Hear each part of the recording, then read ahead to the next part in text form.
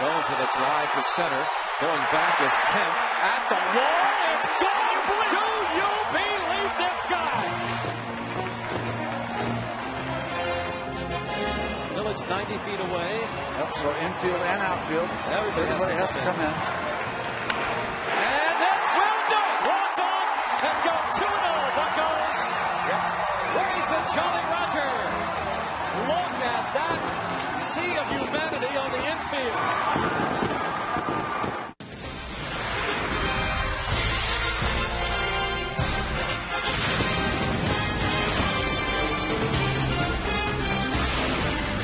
This afternoon from PNC Park in Pittsburgh, Pennsylvania, the Pirates host the Los Angeles Dodgers and look for a sweep of the opening homestand of the 2010 campaign as the opening week in Major League Baseball continues, presented by Mitsubishi. The Pirates 2-0. The Dodgers look for their first win. Greg Brown along with Bob Walk. And what a win for the Pirates last night. What a walk-up it was. The Pirates had over 31,000 fans on hand for the second game of the season, Bob, and they were treated to a good one. Yeah, Ronnie Cedeno really did a great job there in the 10th inning, sending everybody home happy. It was a tough at-bat for him. Everybody is drawn in. All he has to do is avoid the strikeout. He's got to get something put in play for the win, but he fell behind 0-2. Now he's got a foul off, slider after slider after slider.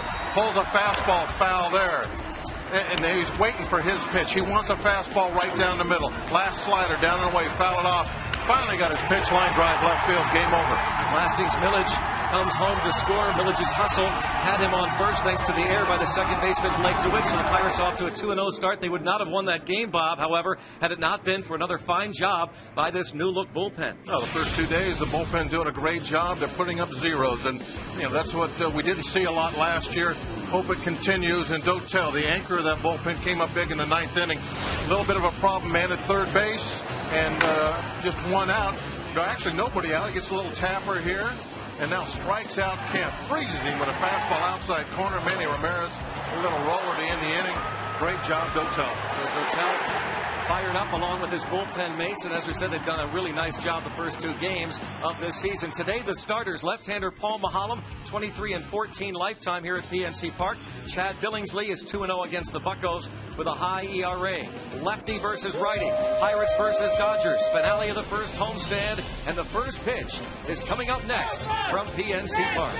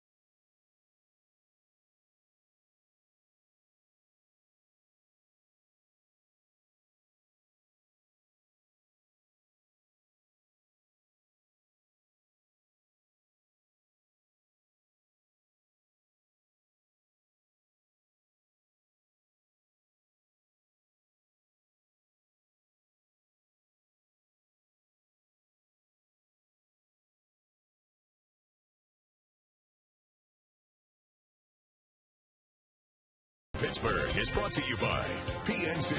PNC, for the achiever in us all.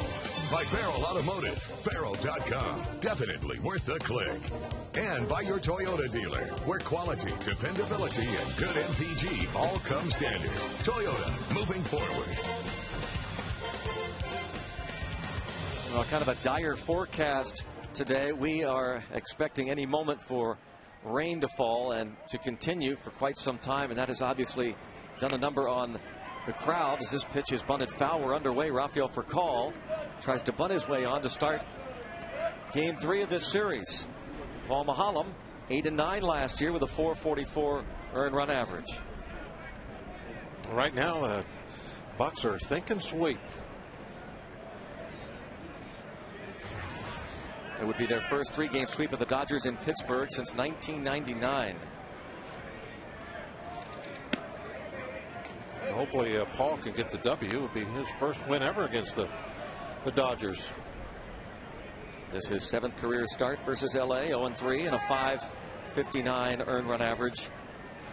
Lifetime for Paul Mahallam against LA. He comes inside 2-1 on for call. 0 for 3 with a pair of walks and a couple of stolen bases last night, and he's 1 for 7 in this series. Ross Ollendorf went 5, gave up 2 earned on 4 hits.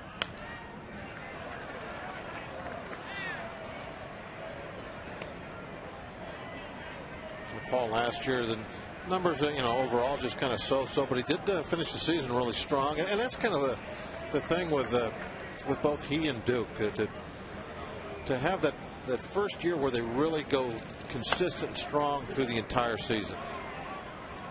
Just foul.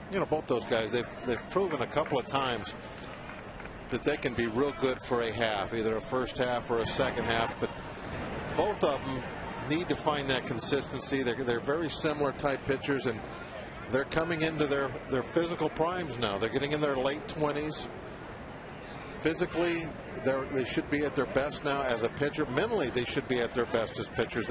Their experienced level is 4 or 5 years. They know what it takes to get through a season. They know what the strategy is of the game as far as being a starting pitcher.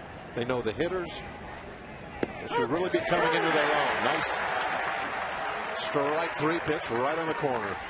We'll check out now the rest of the Dodgers lineup against Paul Mahallam as he strikes out for call. Reed Johnson, who has been tough against lefties over his career, comes to the plate. Matt Kemp is in center. James Loney at first. Ronnie Belliard at third. Garrett Anderson is in right. Jamie Carroll, the second baseman. Brad Ausmus does the catching with Billingsley. So you see Joe Torre resting many of his starters, but the lineup that he has in there has combined to hit .371 lifetime against Paul Mahallam, including Reed Johnson's numbers, 5 for 9 in his career against Paul Mahallam. There is Joe Torre. He'll turn 70 in July. Well, he had a lot of his regulars in the ball game last night, and they didn't perform very well for him. So let somebody else play. 12:35 start. 4-hour ball game last night. These are just when you want to give guys a rest. You see Torrey stops along the way. Mets, Braves, St. Louis. Of course, a lot of success in New York as a Yankee skipper. 2-1 on Reed Johnson. Johnson limited to 65 games with the Cubs last season, hit .255 in Chicago. Back spasms landed him on the DL for a time, and later fractured his foot, fouling off a pitch. And this one past LaRoche. Ryan Church gets it to second. Reed Johnson into second with a 1-out double. Reed Johnson doubles to left. Check out the rest of the Pirates defense. You saw Church in left, Andrew McCutchen in center, Delwyn Young in right. The infield, Andy LaRoche and Garrett Jones on the corners. Bobby Crosby, Aki Iwamura up the middle, and Ryan Domick catches Mahallam. So some of the Pirate starters getting a rest, and John Russell wants to get Church, Young, Crosby some at bats. Ryan Church getting the start in left. Bobby Crosby, the shortstop.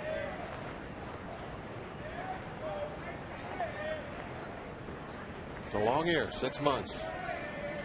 Give everybody a rest every now and then, and let your bench guys put 4 or 5 at bats together in a game. Very important. Feel like they can contribute. Well, you want those guys to be ready when they're called on the pinch hit in a big situation. If you're getting a bat here and there, that's not going to keep you ready. You got to get out there for a start and get 4 or 5 at bats in a game, once a week. Cedeno, a hero last night. A great at bat. He fell behind right away 0-2 and then spoiled a lot of good sliders. Got a couple of fastballs inside. He pulled those foul and finally got a fastball. Didn't have much on it, right down the middle, and did something with it. A foul tip, strikeout of Matt Kemp. 2 Ks in the inning for Paul Maholm. I believe this is a two-seam fastball, I think, Greg, that moves down and away. That's Kemp reaching. Yeah, you can see the movement on the ball as it went down. Now, Paul will throw up in the low 90s occasionally. He gets that four-seamer. He likes to come inside to the right-handers. Might even cut it a little bit. Throw a couple sliders both sides of the plate. I think that was a little backdoor slider that he struck out for Cal to start things off with. He's a pitcher. He uses all the weapons. And when his control is on, boy, he can really be tough. He has been particularly tough against left-handed hitters. Last year, they hit just 182 against Maholm. Outside, says home plate umpire Ron Culpa. 1-1 on James Loney, the Dodgers first baseman, looks for his first hit. Yeah, that was a fastball. He's trying to throw the outside corner. It almost looks like he's coming off that ball a little bit, trying to cut it to get it to move away from the hitter, sacrificing perhaps a little bit of velocity for that movement. And up the middle, a base hit, and the Dodgers will take the lead. James Loney singles on a 1-1 pitch to bring home Reed Johnson. Loney's first hit of the early season. Take a look at location. That's not a bad pitch. It looked like it might have even been going to be off the plate a little. I was watching Domit's glove, and he was moving it away from the strike zone. You tip your hat to the hitter sometimes.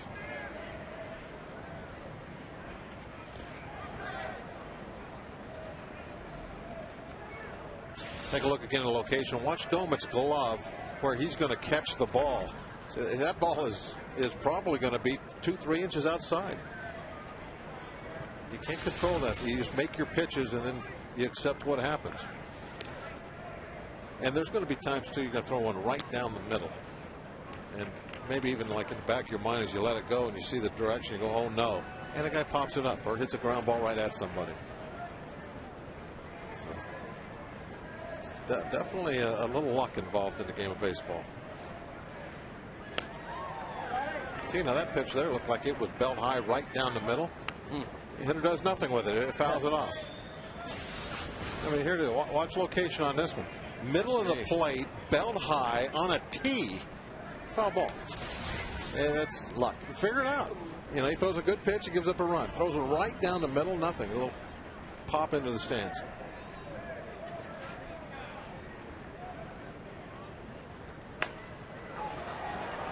That's why when you hear a hitter or a pitcher after a game where he gives up a home run to lose, and he'll say, oh, I threw one bad pitch. Well, no, he probably threw a whole bunch of bad pitches, but one of them got hit out of the ballpark, and so that's the one you're. You never talk about those. No, right? you don't know. It's just like me making predictions about home runs.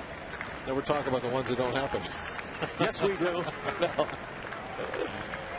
0-2 on Belliard with a runner at first and 2 outs, and a throw over. James Loney dives back. Paul's doing that more and more. That step off move over there. He's got a very good conventional move. Gets his share of pickoffs, but he's definitely trying to do that quick step off and throw. Trying to add that to his repertoire of pickoffs. And driven deep to center field.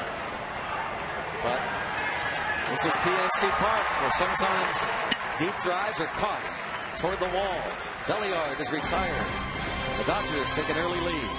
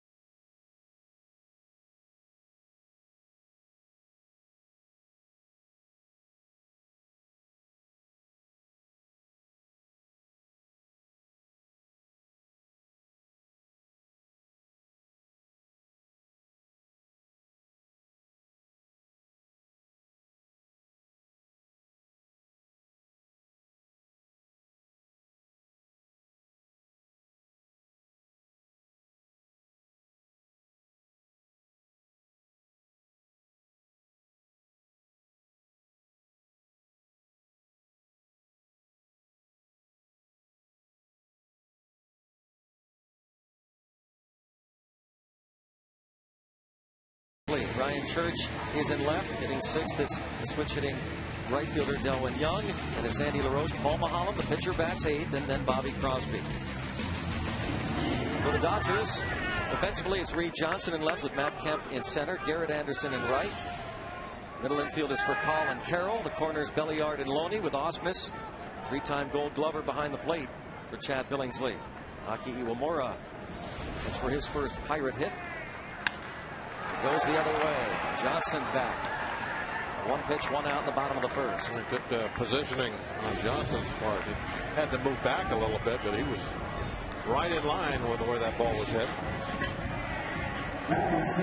Today's broadcast is on AFN, the American Forces Network, broadcasting to the U.S. Armed Forces, serving in 175 countries and aboard ships at sea. They're watching around the world in Iraq, Germany, Italy, Southwest Asia, South Korea, and Japan. Welcome and thank you. McCutcheon takes ball one. 4 for 9, first two games of the season. 3 for 5 last night.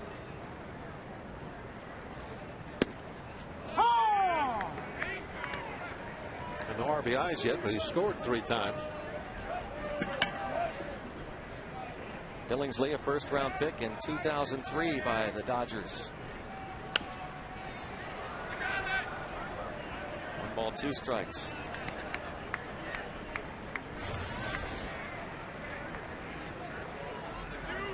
McCutcheon called up in June. Pretty good numbers. He got half of June and then the rest of the season. He missed 2.5 months. What would they look like this year with a full season?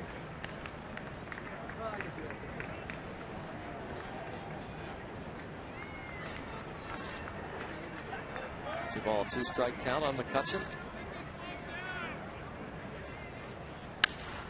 And bounced to for call for the second out. With the Dodgers up 1-0. Take a look at Billingsley's numbers last year. Really struggled down the stretch. Didn't win a game. I think August 18th, his last win of the season last year. And they had a 6 ERA in the postseason. Real strong first half and went south for him after that. But all in all, pretty good numbers. A lot of innings pitched. Almost 200. The age of 25. That's what you love to see out of your starters. Get them up there 200 or more. See how they approach this man, Garrett Jones. First inning home run last night with 2 on against a tough left-hander, Clayton Kershaw, giving him 3 home runs in his first 5 at-bats of the season. Here's the home run. Well, he went to the pull side, into the water. His first home run, an opposite field home run, his second of the year. This one to dead central. Here is last night's starter, Clayton Kershaw. Jumped on him early. It was like first or second pitch you saw him.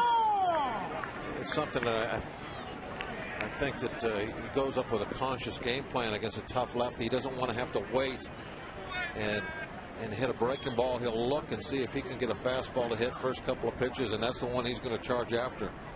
No waiting around.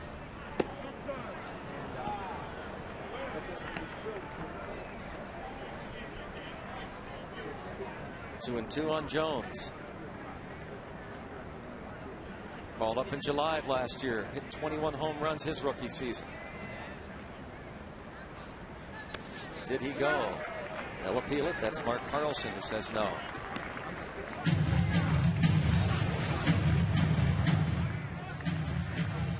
Nope, didn't even come close to swinging at that.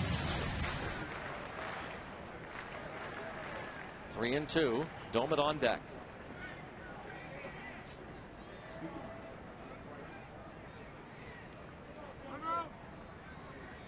Ausmus wants a breaking pitch.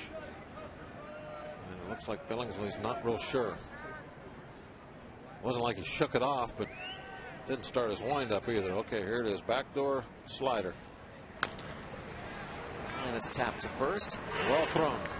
1-2-3 inning for Billingsley. And after 1 at PNC Park, the Dodgers lead the Buccos 1-0.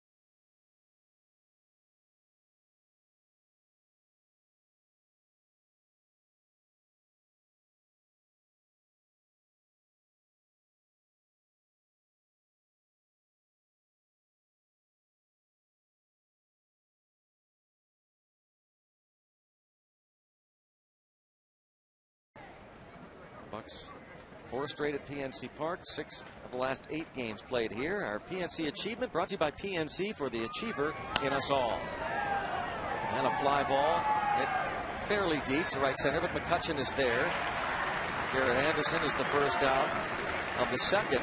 The last out of the first, Ronnie Belliard drove one toward deep center, and Holland wasn't happy with himself. But he loves PNC Park. He's 23-14 in his home yard with a .355 career earned run average, as opposed to his road numbers lifetime 15-30 and a .524 ERA away from PNC Park. Jamie Carroll at the plate. And you mentioned that he wasn't happy with the giving up that long fly out, but those are the things that pitchers eventually have to learn to not even notice.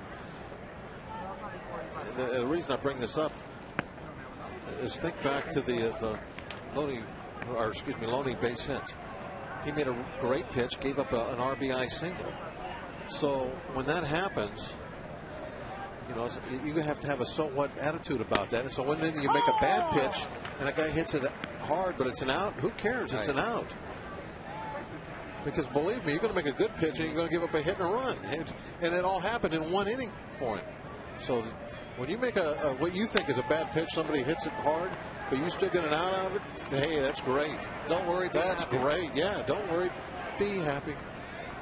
You know, you're out there, you're throwing hopefully 200 plus innings over the course of the year. So many different things are going to happen as far as getting a break and not getting a break. Well, you can't stress out when you do something you don't think is right, but you still come out smelling like a rose. Accept it. Hey, I got lucky once. That's great, because you're going to be unlucky here soon too. Count now full on Jamie Carroll. Had a pinch hit double in the 9th inning. That was last night. A big Ray Miller thing. It was like, don't ever get upset about giving up a screaming shot somewhere for an out. Ball hit in the air. Plenty of time for Church to get near the wall and makes the catch. This shows where some cheap home runs can be hit. That corner and left. Yep, tough left field to play here. This left field is as big as a lot of center fields in the league. It's so deep. Got all the different angles you have to play.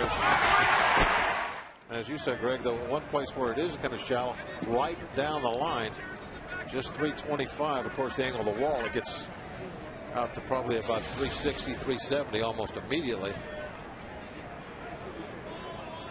But to play left field well here, you have to have some athleticism.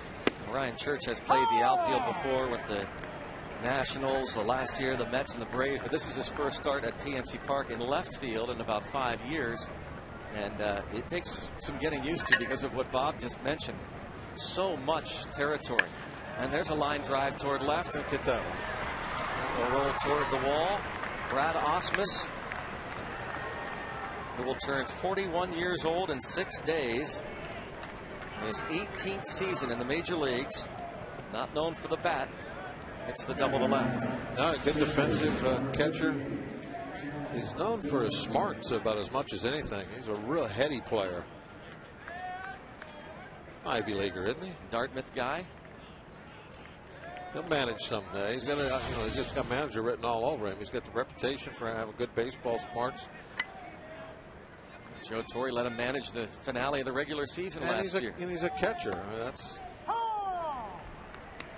one of the things that you really have seen a lot of in the last couple of decades, is catchers kind of taking over that field manager's job. Two former catchers managing the respective clubs here today, Joe Torre and John Russell. Pitcher Billingsley, 1 ball and 1 strike.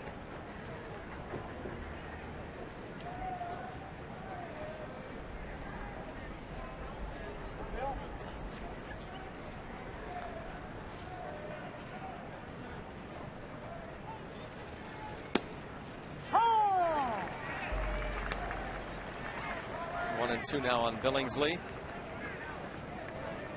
out of Defiance, Ohio, about 60 miles southwest of Toledo.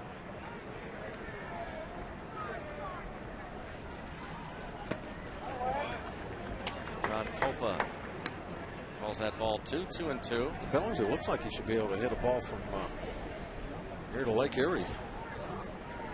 Strong looking man.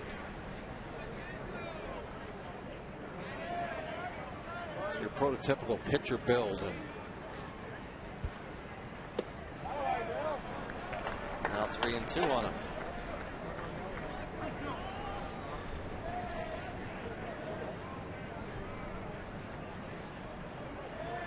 .6'1", 245.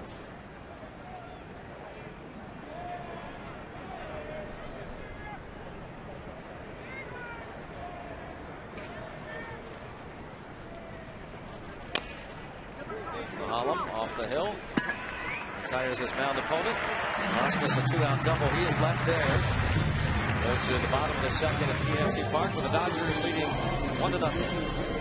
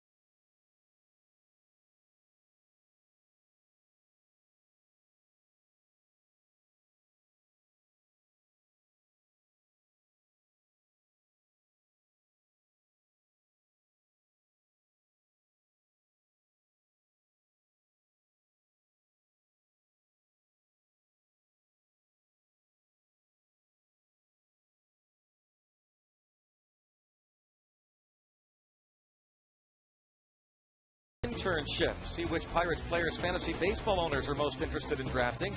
And Andrew McCutcheon recalls the story of his 3-homer night. It's all inside Pirates baseball Saturday at 2 right here on FSN. A look at Ohlendorf in the suit and tie. And in Washington, D.C., Mr. Ohlendorf went to Washington. Ole got his first start last night, went 5 innings. We're joined by the general manager of the Pirates, Neil Huntington. Neil, what did you think, first of all, of Ole's start last night and what you've thought of the first 2 games of this season so far? You know, obviously 2 wins. It's easy to get real excited about 2 wins, but there have been a lot of good things. Our bullpen's pitched well. We've gotten timely hitting. We've played solid defense. Obviously, Garrett Jones has just been a great story for 2 games. And overall, again, a lot of good things to take out of those 2 wins. The batter is Domet, who takes a strike. The best thing is that 2 games and already you don't have to talk about the spring training record and all that stuff. That's what 2 wins gets rid of immediately. Absolutely, we can put to rest all the statistics and the 1-loss record down there, and the lights come on, and these guys they've played hard. And again, the big thing over the last couple of days is we've made the big pitch when we've needed to. We've gotten the big hit. It's not always going to happen, but we've been able to step up. Well, yesterday's game was actually kind of an ugly game. Neither team really did all that great. A lot of deep counts, a lot of walks, but you have to survive those games, and you got to get those in the win column, and that's what's going to make the difference toward the end of the year is that win those games instead of losing. Without question, the offense had a great approach against Kershaw. He's a high strikeout guy, high walk guy, high ground ball guy. So he's going to use a lot of pitches this early in the season to run up his pitch count to get into the middle relief. It was just an outstanding approach. 0-2 count on Domet with Church to follow, and then Delwyn Young against Billingsley. And it's 1 ball and 2 strikes. Pirates will travel to Arizona, and then that road trip will continue into a San Francisco 6-game trip. Talking to the Pirates GM Neil Huntington. Strike 3 called on Doman. Yeah, the guy coming up to the plate right now, Church, he's had 2 plate appearances for us in 2 games. And he's been right in the middle of the wins. He got the big hit, bases loaded, pinch hit, and then last night, well, he ended up getting walked in that inning. But I mean, that's part of it. That's part of setting up the scenario of what happened there in the 10th inning. It really is nice for JR to have somebody like Church to use at any point of the ball game, a bat like that on the bench. Without question. And again, Ryan is here to step in an everyday role if necessary, but be a quality 4th outfielder, play left, play right, get some time in center field, and give us a quality at bat off the bench like he's done twice so far. The last night, the patience was what was really great to see. Obviously, he gets the 2-0 double on a fastball. They're not going to throw him a fastball last night. He knows it, and yet he lays off and draws a walk and keeps the inning going. That's the Monday big pinch hit double that cleared the bases, the 3-run pinch hit double. That kind of won the game right there. Broke it open, then it was over after that. You never can say it's over, but it was. 1-2 on Church. But that's all part of what you're doing during the wintertime. It's not just all putting together a starting lineup. It's putting together that bench and finding 4th outfielders. Absolutely. The trade for Akinori Uemura was an upgrade for us at second base, and maybe we get into that Japanese market and a little bit more aggressive, whether it's a reliever or maybe it's a position player coming out of there, or depending upon how things move along, the Ryan Church, the Bobby Crosby, the Brendan Donnelly, Octavio Dotel, each one of them has a role on this club, not only on the field but in the clubhouse, to help these young players mature and develop. And again, it was a great opportunity to add some experience, but they also have to play well on the field, and thus far they've done that. Are you pleased the way the bullpen came out of spring training? You know, you'd love to have 17 guys to choose from, and the addition of Hayden Penn at the late in spring training and a waiver claim is an interesting arm that we've liked for 4 or 5 years overall. JR has some options. He can mix and match. He's got some power. He's got sink. He can get a ground ball. He can match up with a lefty. He can match up a righty. And again, thus far they've thrown some very effective innings. Nolan Young takes 2-0, and you'll have some early moves to make yet if all goes well. Knock on wood. On Monday in San Francisco, Joel Hanrahan will join that bullpen. Daniel McCutcheon scheduled to make his first start on Sunday. So we get some movement with the roster early on, Neil. We will, and Joel's scheduled to throw for the Bradenton Marauders tonight. Weather issues could be in AA and AAA, so we wanted to get the inning in. We'll see where he goes on Saturday. Does he want to go out and face the higher competition, or does he stay in Bradenton, which, again, a great setup for us to be able to have that Bradenton facility down there. And then Daniel will make his start, and we'll make the best determination for how that club goes forward. 4 starters, is it 7 relievers, is it 8 relievers, do we add a position player, do we just keep the 8 guys in the bullpen to give ourselves some depth and options, and then we make the start on April 24th. Who comes in and makes that start on April 24th, and what move do we have at that point? There's the walk to Delwyn Young. So those are the things that you'll make those decisions as we go along here, and we'll get a first look at Charlie Morton, the rotation. Bob has talked about this a lot, and even the other guys, Blass and Wayner, about how, not to put too much of an onus on this guy, but Charlie Morton, a lot of people around baseball, not just the former Pirate players and the current broadcasters, talking about this guy's stuff. Well, a lot of people call Charlie a 5th starter and an over-heralded prospect that had kind of faded and gone by the wayside, and our scouts saw him and liked him. And we liked the delivery, the body, the stuff was a lot more than a number 5 starter. And with Joe Kerrigan here and the programs that we have in place, we felt like we could help Charlie mature and blossom into a very good major league starting pitcher. And we're seeing signs of that. We're still a ways away from it. We don't want to put too high of expectations on him, but Charlie certainly is giving himself a chance to go out and have a great season. You take out that 1 start in Chicago last year, he's got half a season in the big leagues with a 3.6 ERA. The 1 start moves it to 4.6. You can't take it out. I understand that. But for 17 of his 18 starts, he had a 3.6 ERA and gave us a chance to win almost each and every one of those nights. Now LaRoche fouls this pitch off and out of play. And now we don't have you too long, and this may go pretty deep. But I've had so many people, and I know Bob has also, wondering about that man on deck, the pitcher hitting 8th. It's a little unorthodox, but you and John Russell and kind of your numbers people have figured this out, that this is what's best for this club, right? JR started it a couple years ago when he wanted to do it with that club, and then as the makeup of the club came together, decided it really wasn't the best with that situation. With our situation now, with Andrew being such a productive hitter, trying to find ways to get him at bat with runners on base, and by hitting the pitcher rate, it moves Andrew to essentially the 3-hole every time through the order except the first time through. It allows him to hit with runners on base. It allows Ronnie Cedeno to be a little bit more dynamic offensively. Andy in front of the pitcher is going to make a pitcher work. He's going to turn an inning over on a more consistent basis.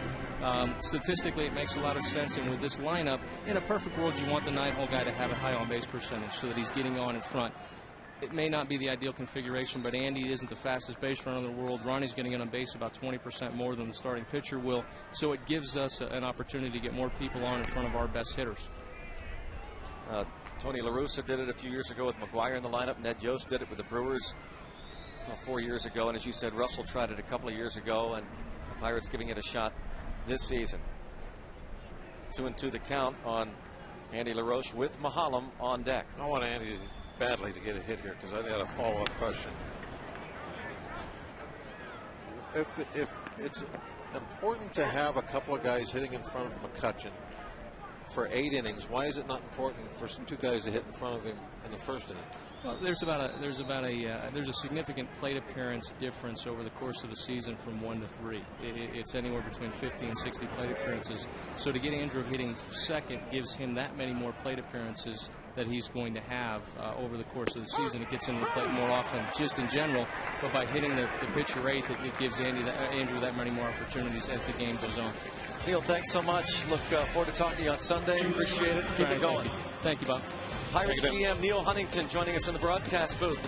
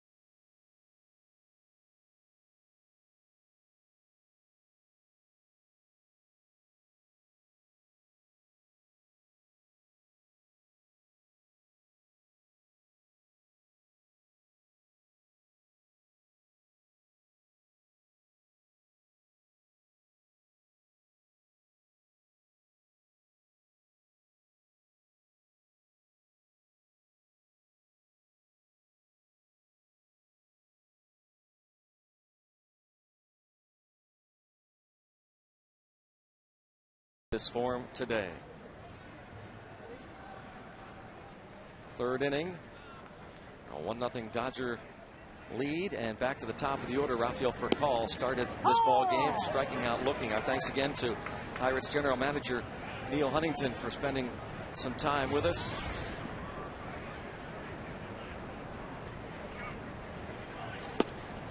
And now 0-2 on Rafael Furcal. It's an interesting debate, and that's what it becomes when a manager, as we mentioned, La Russa a few years ago, and this ball is hit well to left. Over is Church, and bounces into the seats for a ground rule double to start the 3rd inning.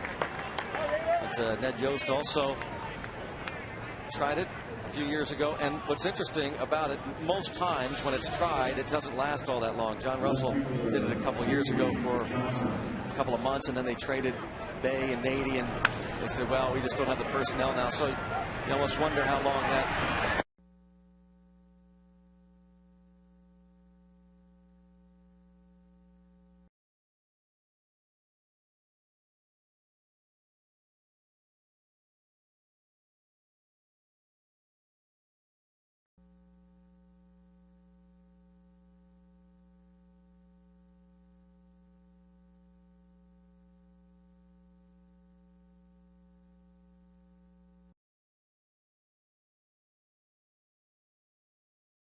seem to be taking a little bit different at bats than they were the first couple of games.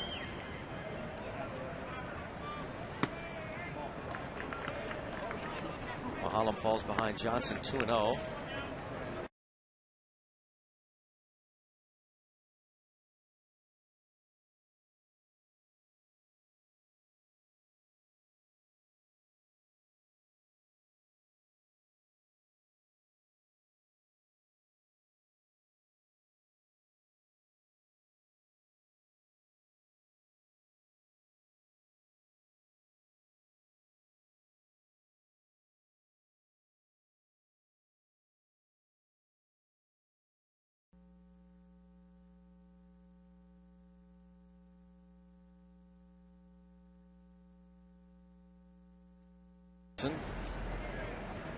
When he became a free agent after the 07 season.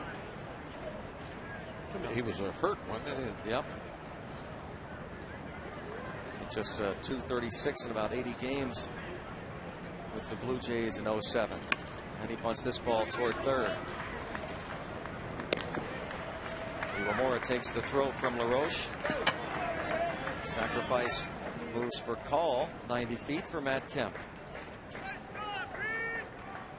Situation that Kemp was in the ninth inning last night. Needed to get a ball put in play, and Dotel froze him with a fastball.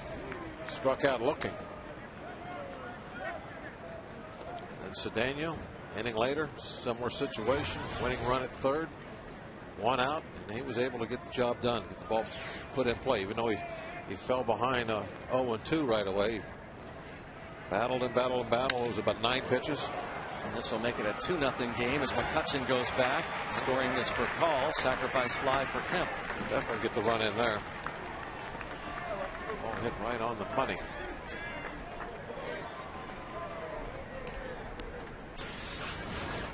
Take a look, see where the location was. A little bit down and in.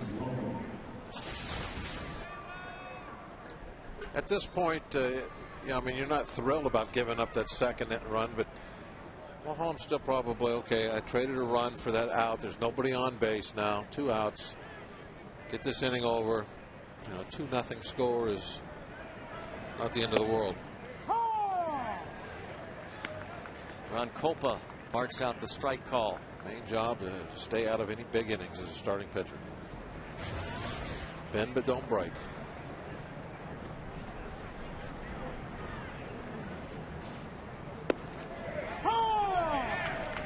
0-2, says Culpa. Alan Porter, first base umpire. Larry Vanover is at second, and Mark Carlson at third.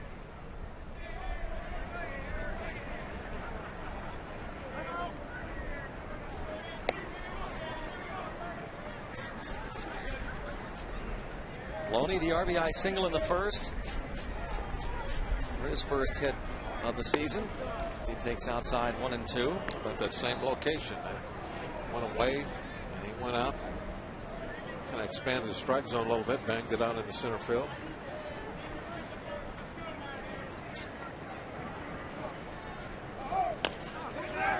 To the right side, Garrett Jones drops. And because of that, Loney will reach.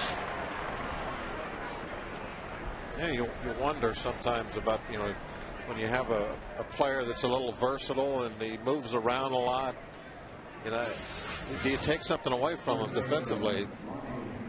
He's played mostly in the outfield during the spring, first 2 games in the outfield, now having to go to first base, which is his natural position, but still.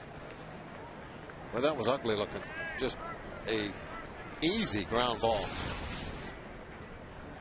I'm not sure Garrett Jones played any first base in the spring. Yeah, you might be right. I'm assuming he did, but I don't really recall that. Because we were both at every game. There was 2 or 3 games I missed. Yeah, well, okay. So I can't say for sure. Yeah. And Mahalam will take care of the next hitter, Belliard. Force play going 5-4. Nobody hurt. Dodgers up 2-0.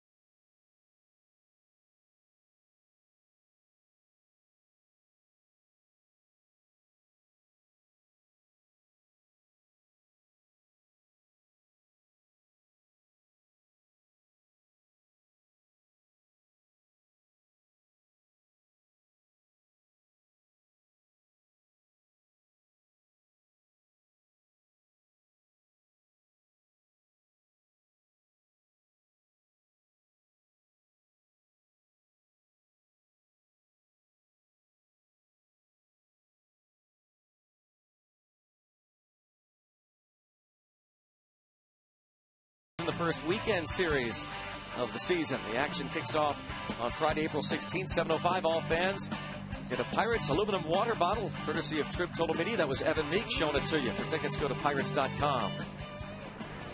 Friday, April the 16th. Pirates hit the road to Phoenix and San Francisco starting tonight. They hit the road and they'll return for that 3-game series against the Reds. And those water bottles given away to all fans, courtesy of Trib Total Media. Friday, April the 16th. Go to Pirates.com or you can call toll-free 1-800-BUY-BUCKS. Paul Mahallam.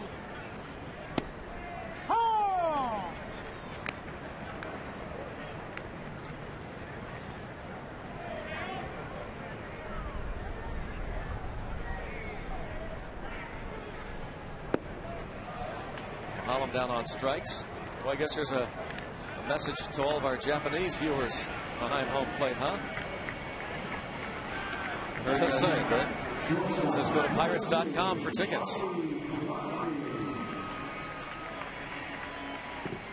heard Neil Huntington say the pickup of Aki Iwamura upgrades that second base position. There is Iwamura, and also maybe gets the Pirates into that market for the first time. That's fabulous players, obviously, come over here from Japan. I would like to get into that market a little bit more.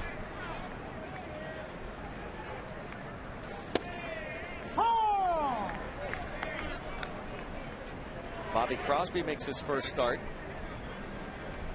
A pinch hitter in last night's game. Signed as a free agent this winter. One and two on the former Oakland A's Rookie of the Year in 2004, Bobby Crosby. Won the American League Rookie of the Year with the A's. Oh, tough hop off the lip. Bad hop or a good hop single. It's kind of amazing that there's not extra bases.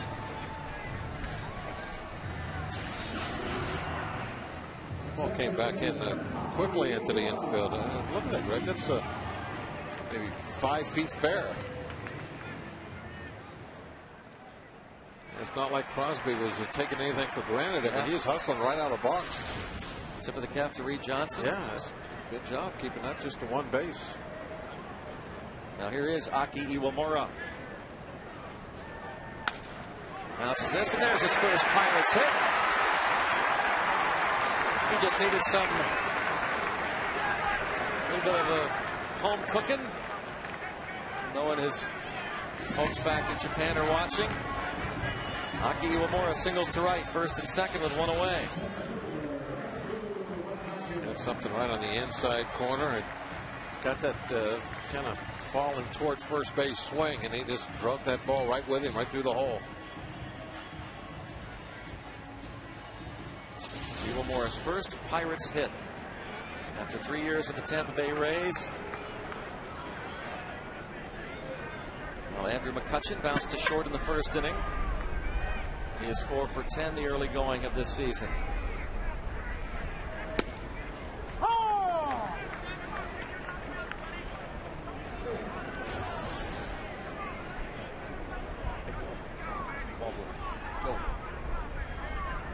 McCutchen hit .324 with men in scoring position last season. Oh, 0-2. Hear the PNC Park reaction to that call.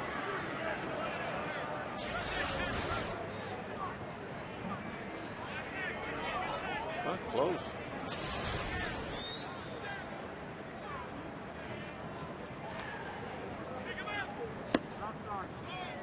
Missed with a fastball, 1-2 on McCutchen.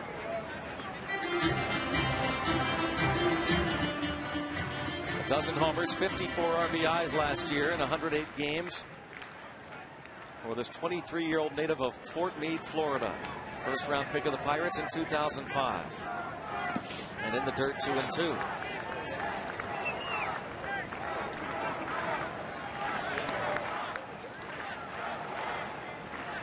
Major League Rookie of the Year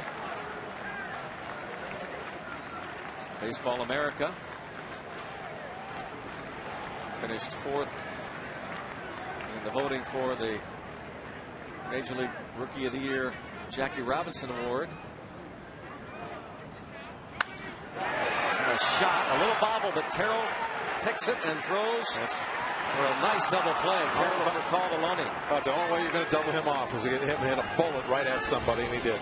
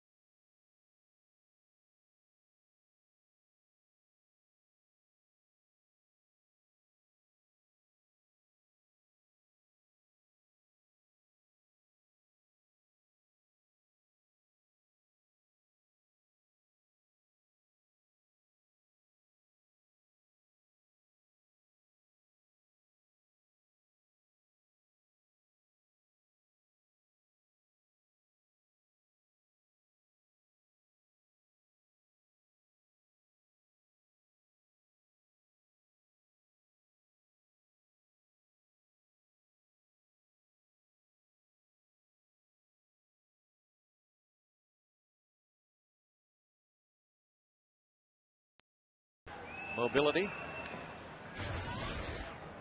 How many walk-off wins have the Pirates had here at PNC Park? This yard opened up in 2001. And their first walk-off win last night, thanks to that man, Ronnie Cedeno's base hit. Garrett Anderson starts the 4th for the Dodgers, who lead Paul Maholm and the Pirates 2-0. Seems like there's been a lot.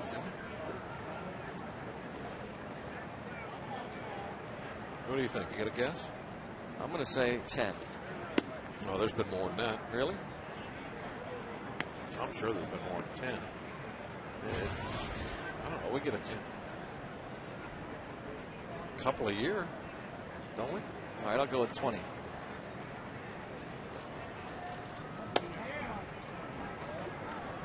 Three and on Garrett Anderson. Let's see if we can remember them. The first one was a Jason Kendall home run back in 01. What was the second one? Oh, 4-pitch walk to Garrett Anderson to start the 4th. First base on balls for Paul Maholm. Last year, Maholm walked 60 in 195 innings. Well, he can certainly get ground balls when throwing the ball where he wants.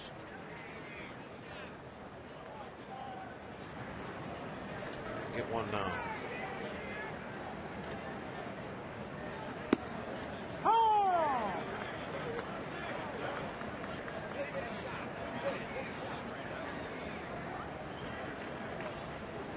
0-1 on Jamie Carroll. Fly to left in the 2nd. Maholm would like to keep that sinker down and away from him. Hope Carroll tries to pull it. And he can't do it now because you get there's times where you get out ahead. It's great, but if you're wanting a right-hand pitcher to pull you and you're left-handed, you probably don't want to jump out 0-2 because now he's on the defensive and now he's thinking back through the middle the other way, and you're not likely to get a ground ball that direction. Oh, there it is. Just like you said, yeah, 4, like 6, 3. No, he doesn't get the DP as Carroll beats the wrap. So most of the time, the guy hits the ball the other way. He'll lift it in the air, pull it to go on the ground. That's why you see defenses more often than not, they're playing to pull on the ground in the infield, and they're playing to hit the ball the other way in the outfield.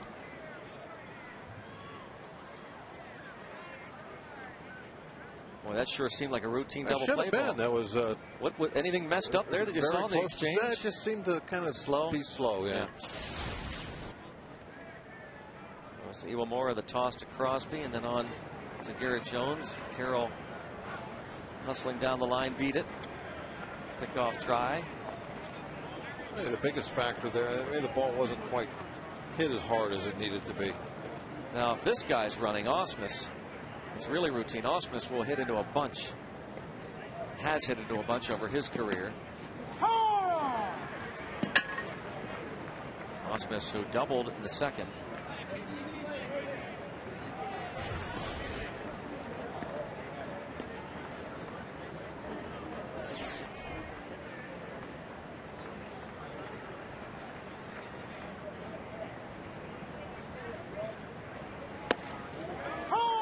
Let's watch that double play again, Greg. See if we do see any kind of a bobble. That looked good. There's nothing there that was messed up at all. I think the ball got ate up there right toward the end. See how long it took for the ball to get from the grass to Aki? I think that's where they lost the double play. Well, going to get another shot at it. There's one, and they will not get two as Mahalam has the ball go past him, so Ausmus will wind up at second base.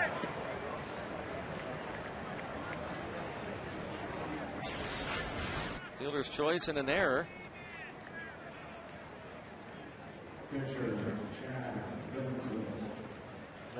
Shortstops hate this. It's like they're just asking for an error. I mean, it's not that bad of a throw. I mean, that ball almost hit Mahomes in his foot, and so Crosby gets an error on it. Mahomes broke late. That was that shot there. You could see that he had to be yelled at to cover the bag. So he gets over there. He's late. He can't set up, and he can't catch a throw that almost hits him in the foot. The runner being his second is Paul's fault, but Crosby gets the error.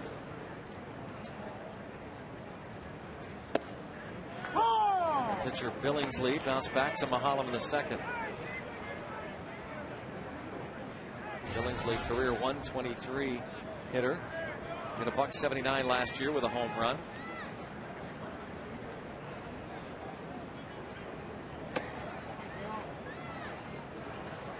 It's not bad. Up toward 200. You got long ball potential. You'll help yourself out occasionally with numbers like that.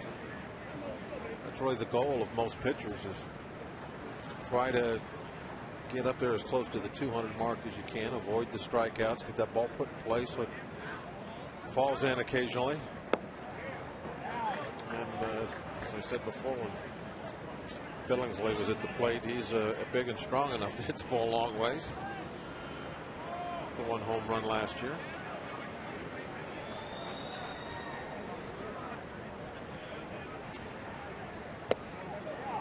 Wow. That's not good. There's that's one of those red flags for the pitching coach and the manager. You got two outs, runner scoring position, the pitcher up. I mean, that's your escape of the inning. That's how you get out of it. And you walk him. That means that something's going wrong.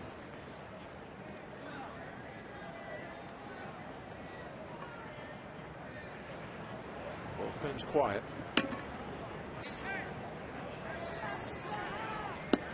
Strike one on for call. He has struck out looking and doubled.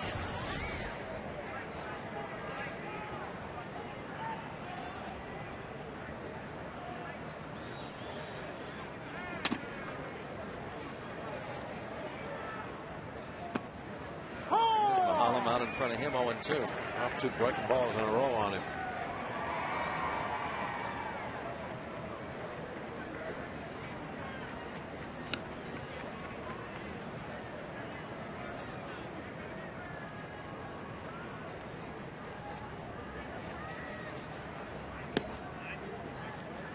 One and two on Rafael for call. Dodgers picked up A first inning run on a 1-out double by Reed Johnson, and then a 2-out single by James Loney. Last inning for Call's double. A sacrifice fly later in the frame by Matt Kemp.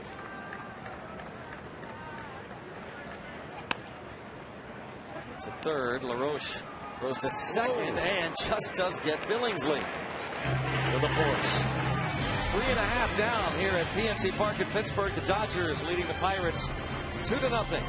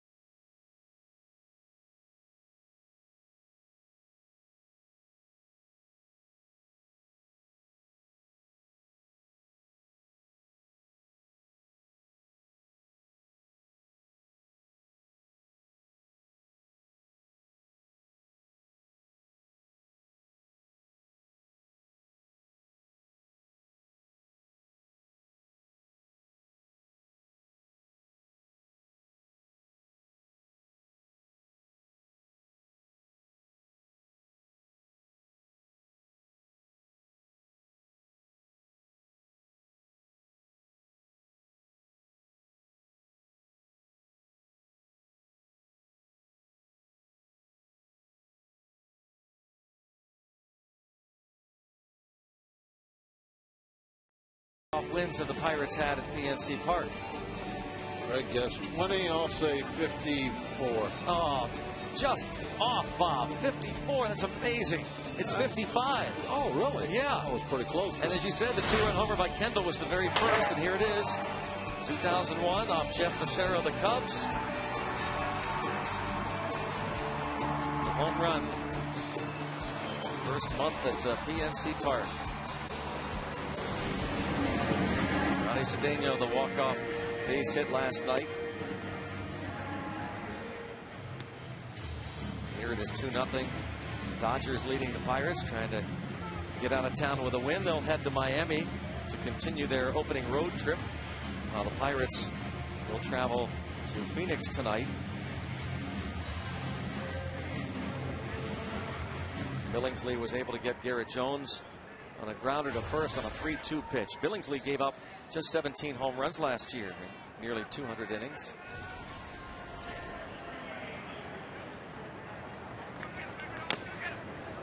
Speaking of home runs, Barrel League leaders stats in home runs. Diamondbacks and Twins 6 each. Padres and Blue Jays with 5. The Pirates with 4. Of course, Garrett Jones with 3 of them. Ryan Doman has the other. Barrel Automotive, definitely worth the click. Ball carrying in Minnesota. Well, they're not there yet. They're not there yet. Yeah. It's They'll open not up Target Field till next week, I believe. It's right there in California, aren't they? Yeah. I remember watching that last the night. Angels.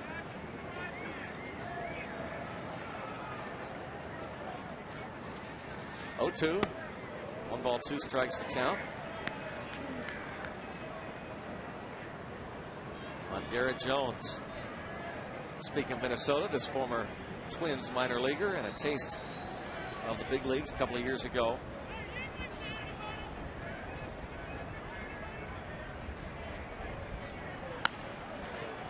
Fouls this ball out of play. Have the Twins gone old school with their uniforms? Did you see their videos last night? No. I was watching some of the highlight shows, and it looked like the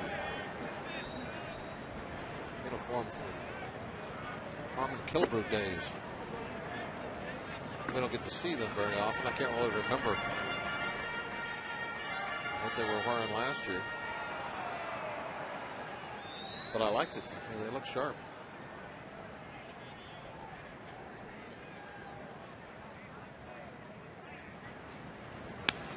Jones fouls it off 2-2.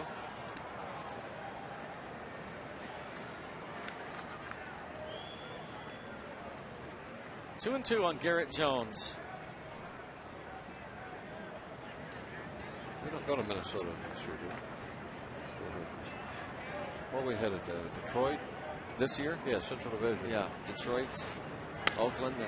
This ball smoked into the seats.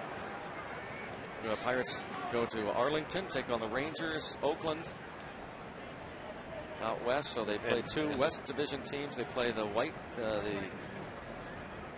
Sox and Indians here from the American League Central, and they also travel to Detroit, the American League Central.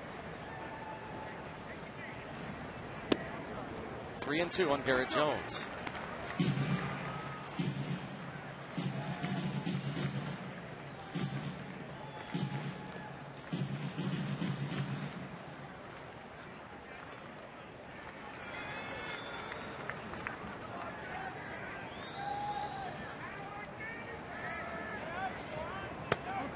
And a leadoff walk.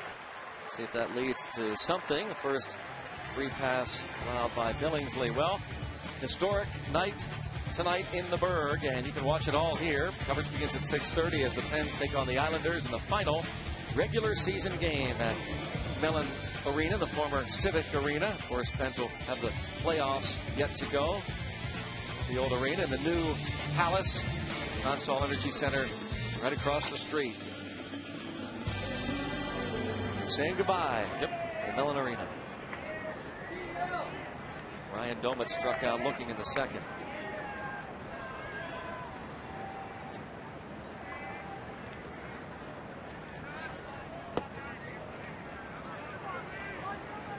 Ball one to Domet. That leadoff walk needs to be turned into something here. You've got to get on the board. And I think that rain you were talking about is going to get here eventually. That back of your mind becomes a concern when you start getting close to that fifth inning and you're behind.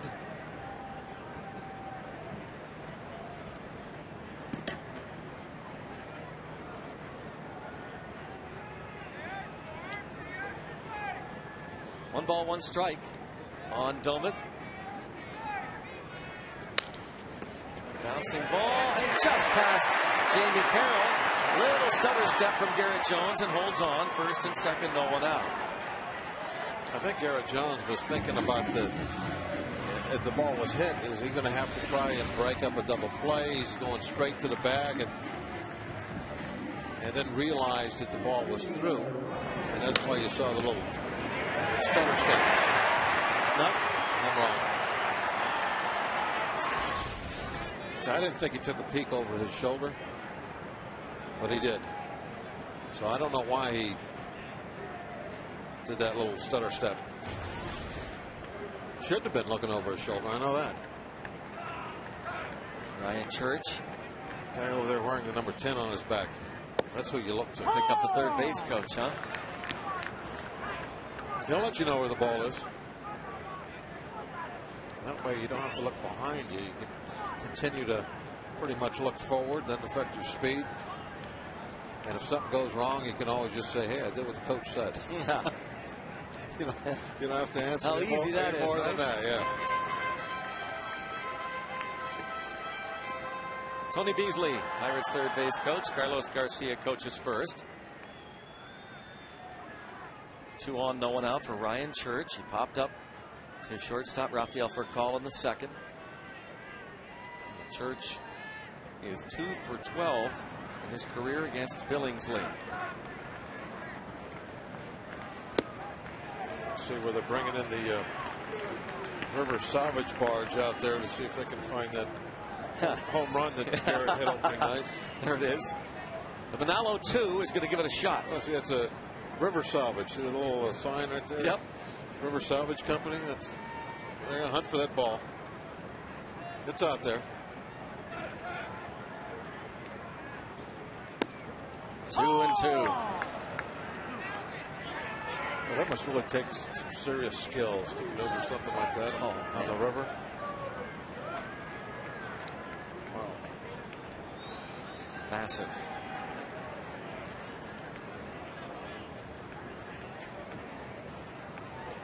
2-2 count on Ryan Church. And he goes down swinging. Strikeout number 4 for Billingsley. That's where you want to bounce that breaking ball to get the strike. Right there behind the plate. Last night, Kershaw tried to do that to a few people. He was bouncing the ball way out in front of the plate. Not getting anybody to chase or swing. But you put it behind the plate, kind of right about where that point is. That's where you get the chase.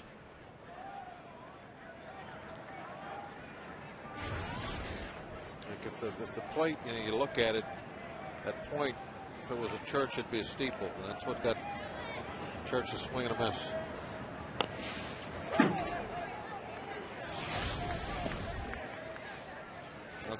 This was the attempt on Monday, yeah, but no chance for this. River salvage coming in. He did get it. That was the ball on opening night.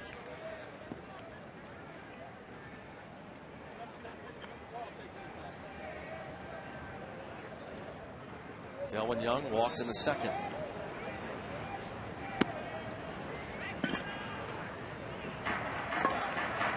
A leadoff walk here in the fourth to Garrett Jones. The base hit by Doman.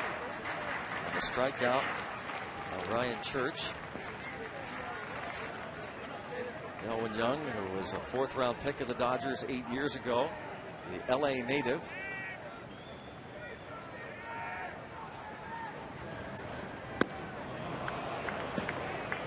Valley somewhere. Valley guy. Wants it upstairs. Billingsley put it right there, right where Hospice had the glove, and got the result he was looking for.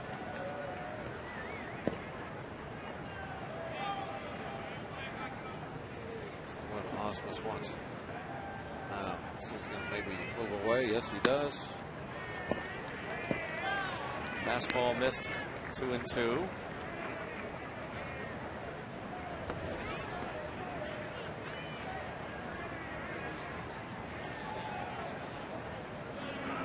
A lot of high pitch counts early on this year.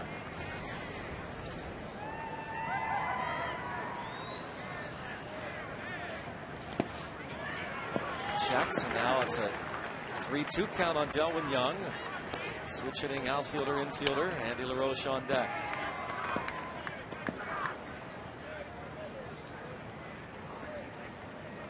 Pirates acquired Delwyn Young April 15th of last year for a minor league pitcher. He was a top pinch hitter off the bench, and then after the trade of Freddie Sanchez became the regular second baseman, and his average in production dipped considerably as the year wore on.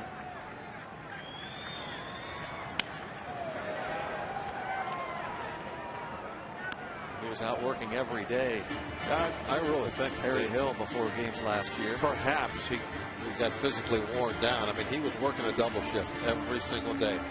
He'd be out here in the middle of the afternoon, ground ball after ground ball, this working hard on his defense, trying to learn the second base position. And he was locked in hitting for a long time, and then just fell off right at the end of the season. Lost the second base job.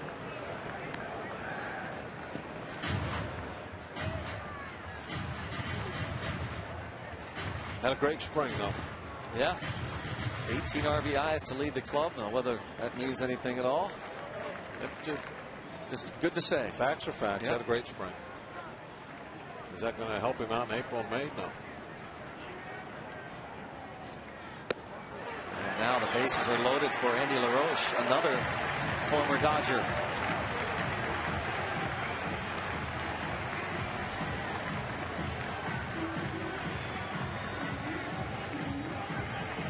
Bases loaded situation for Andy LaRoche in search of his first hit.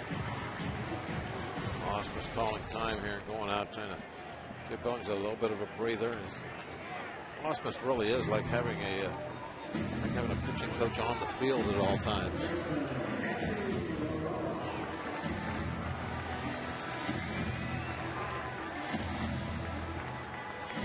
At third base, Garrett Jones, he walked. Ryan Doman, a ground single to right field, is at second, and the free pass to Delwyn Young.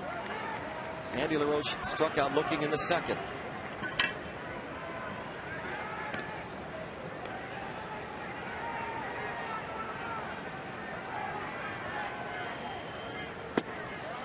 Ball one. Andy LaRoche has been on base 4 times in this series, despite going hitless.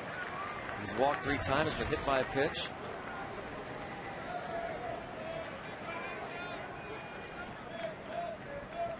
A base hit could tie it up. Couldn't hold. 1-1. I've been guessing fastball there. Young walks to load the bases. Billingsley misses fastball. And I think Andy was just thinking, okay, he's struggling to throw a strike. He's going to come right at me, right down the middle. And instead, he broke off a little slider, and that's why Andy got the check swing. 2-1 now on Andy LaRoche. That's what he's done in 13 games against his former club. LaRoche joining the Pirates July 31st, 2008, part of the Manny Ramirez, Jason Bay deal.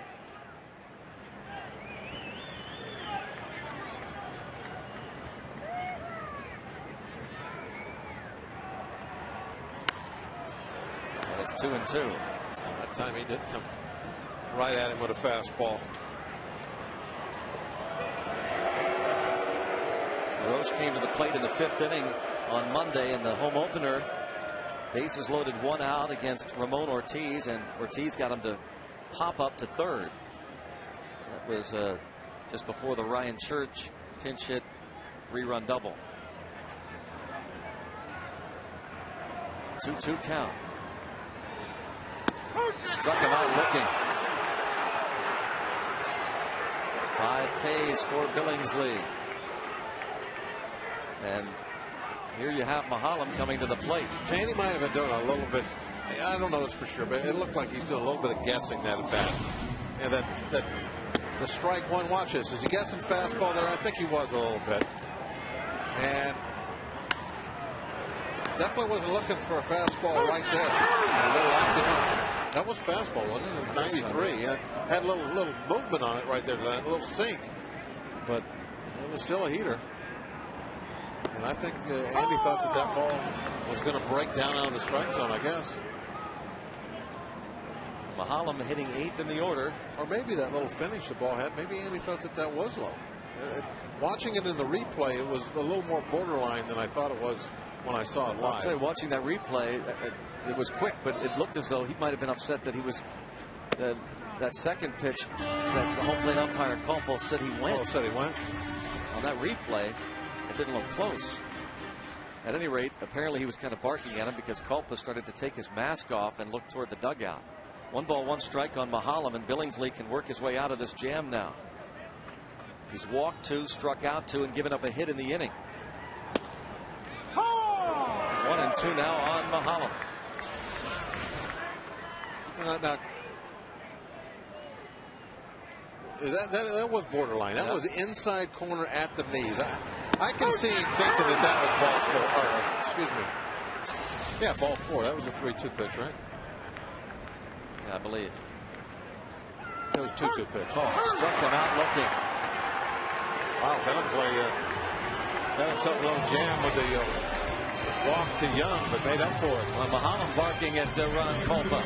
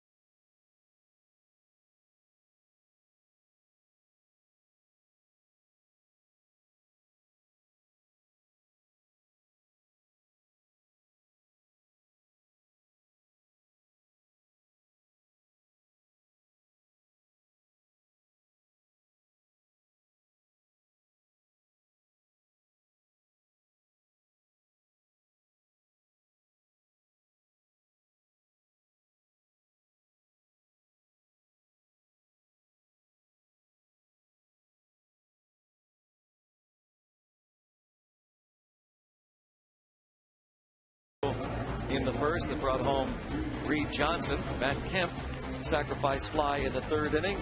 Give the Dodgers 2-0 lead, and Aki Iwamura his first hit as a Pirate. Buccos leave the bases loaded in the bottom of the fourth as Billingsley escapes, striking out the side. Taking a look at the starters so far. Boy, they've thrown a lot of pitches. I mean, that's what jumps off at you right away, especially though Billingsley. 30 pitches, 30-some pitches that last inning.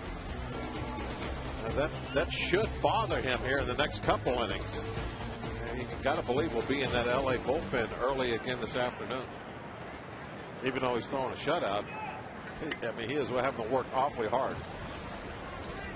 2, 3, 4 hitters for the Dodgers. A big opportunity there, went by the boards though. Bases loaded, 1 out. We didn't get a ball put in play.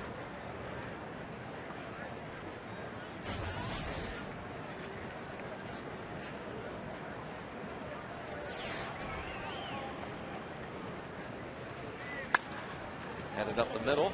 Crosby, nice play. And not able to get the batter Johnson, who will now go to second. As the throw skips past Garrett Jones. Crosby picking up his second error on the afternoon. A couple of tough ones. The diving stop, put it in the dirt, and not only is it not picked, it's deflected into the stands.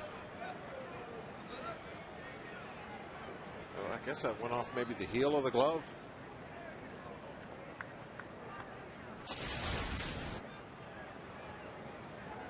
Tough day for Crosby. With his second miscue, Matt Kemp has struck out at a sacrifice fly. Third error on the Pirates. Garrett Jones committed an error earlier.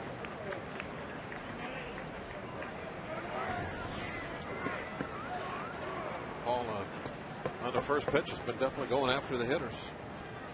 0-1-1 here. Kemp. Saw the graphic up in the corner. 16 was it? First pitch strikes. 16 out of 21.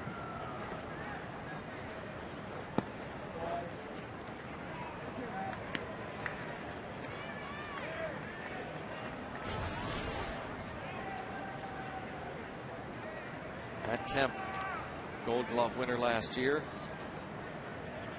Midwest City, Oklahoma, 25 years old, and a 6th round pick of the Dodgers in 2003.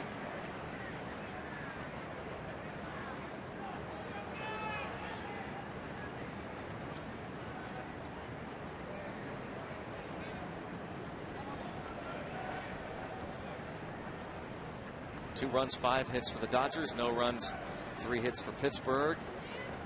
Each club has left 5.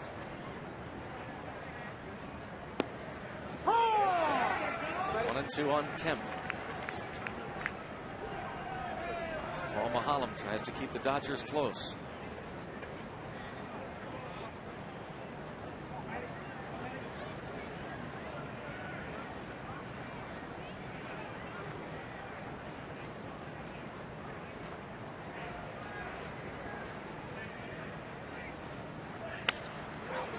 It's pulled foul. Really pulled foul. Yanked all the way around to the dugout of the Pirates. The College was sitting up there and decided to move back after that one. Hit off the railing.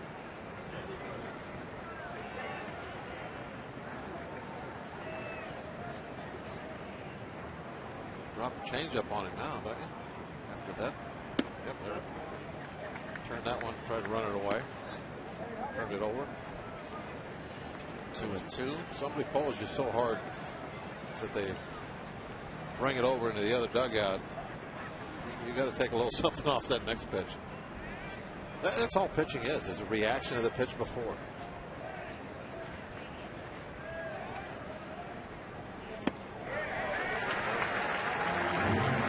Slow there, 79.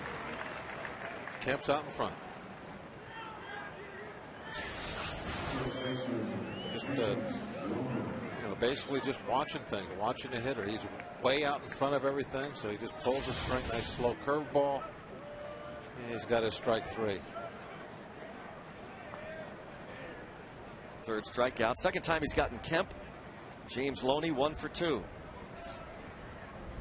Mahalam in his 5th year with the Pirates. First round pick out of Mississippi State.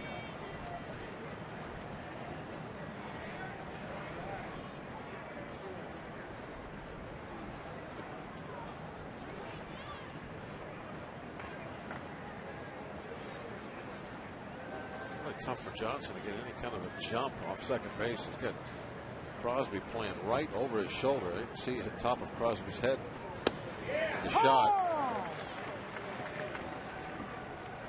Johnson cannot, take any kind of liberties because he knows he's right there behind him.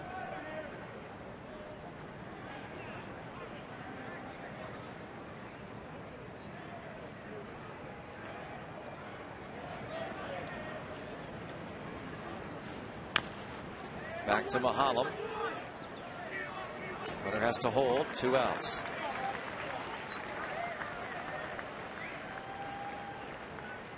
Bucks and PNC Bank teaming up to bring you discounted PNC check card dates every Friday home game and other select games this season. All PNC Bank customers who use their PNC check cards get half off outfield box and grandstand seats. Purchase tickets at the PNC Park ticket windows or visit pirates.com/PNC check card. See what kind of pitch selection he uses here with Belliard. Got ahead of him with a breaking ball, but I can't recall the second at bat, but that first at bat, remember he was throwing fastballs to him, and one was right down the middle. Yeah. We replayed that, and he was late. He hit it over here. Then he got an off speed pitch and drove McCutcheon all the way to the warning track in center field. I would think he'd be very careful with the off speed. Let's drill to center. Way back. And gone. Ronnie Belliard goes into his sidestepping home run trot. And I think that was a fastball, too, that he drove out of here. Couldn't get around on it earlier. Of course, this fastball wasn't in at all. This was a well away from him.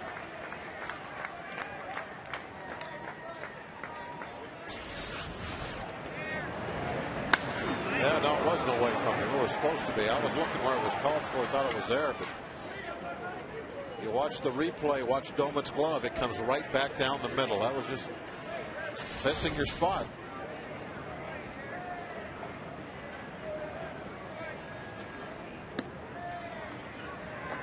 I think it was a two-seam fastball that Doman wanted down and away, and it just didn't get out there. It was about thigh high and right down the middle. Watch Doman's glove. See how he reaches back? Just didn't get away from him.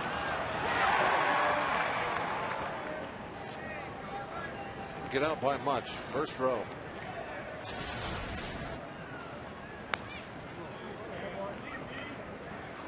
Belliard hit 10 home runs last season. Former Brewer. A little bit of showboating from Belliard. Full style. Bob loves. Nothing wrong with that. No, not at all. 3-1 the count. That's what we're here for. Entertain the fans. That's right. Fans were very entertained by that. Anderson pops this one up. McCutcheon. The final out. Ronnie Belliard, a 2-run homer to give the Dodgers a 4-0 lead.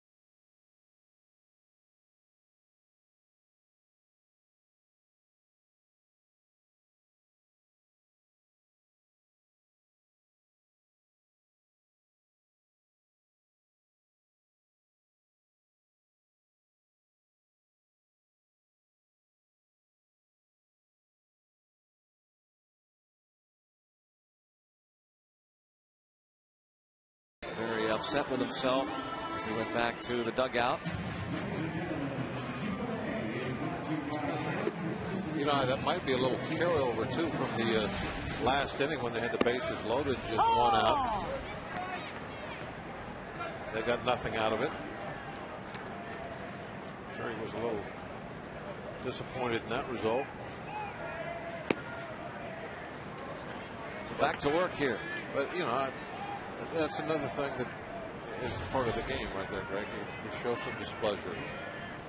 You know, sometimes it bothers me more to see guys just sit there stone-faced. Yeah, that's harder. That's harder to understand. Yeah. For my money, I just can't figure guys that don't react like that. I don't want somebody that's doing that all the Right. time, because then it doesn't become genuine. Right. I mean, it's fake. Yeah. But you know, I want to see a glove tossed hard against the dugout wall every now and then. A base hit for Bobby Crosby. He is 2 for 2. His first start with Pittsburgh. Charged with a couple of errors, but 2 for 2 at the plate. Top of the order, Inaki Iwamura. Iwamura picks up his first Pirate hit in the 3rd inning.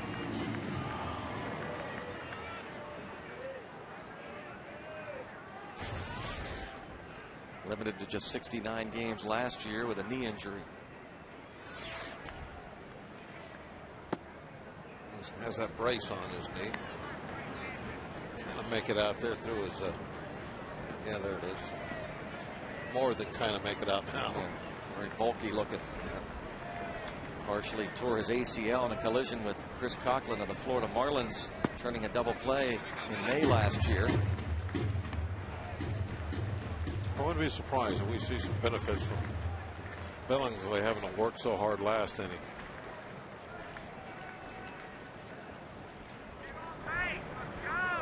He falls behind Iwamura 2-0.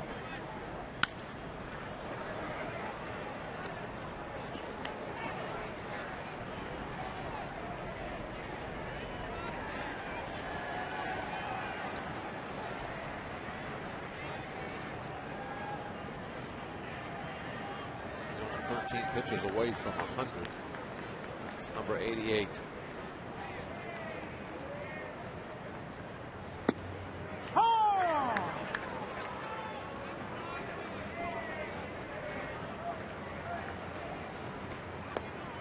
Two balls, 2 strikes on Iwamura.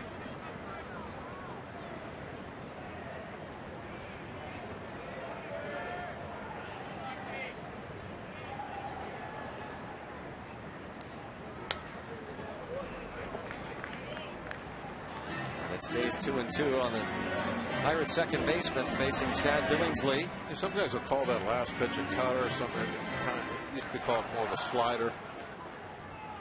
But that's how right-handers will use it against left-hand hitters. They'll elevate it a little bit so it comes in toward their hands.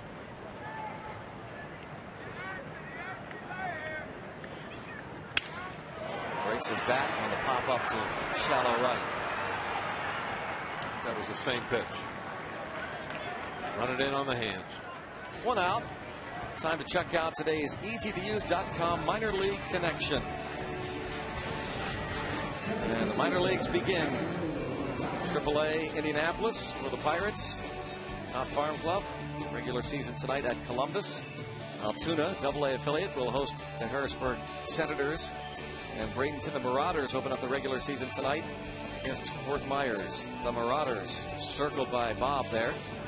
Looks like an awfully mean Pirate. You get your happy Pirates and you get your mean Pirates. I think the Marauder is the mean guy.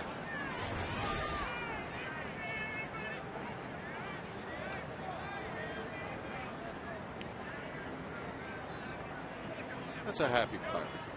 A happy Pirate. Yes. Does he look happy? Yes, he does. A smile on his face. Look at him laughing. Look at him smiling. Ah, ha, ha, ha. Arg like a pirate.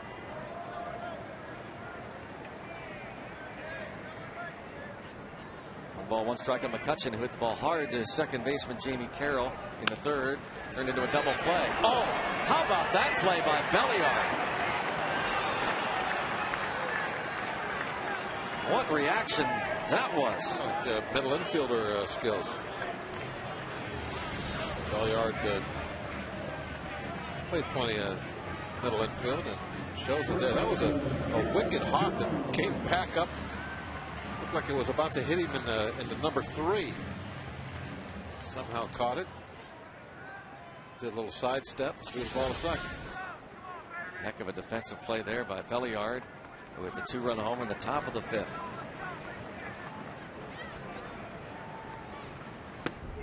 Now Garrett Jones takes ball 1.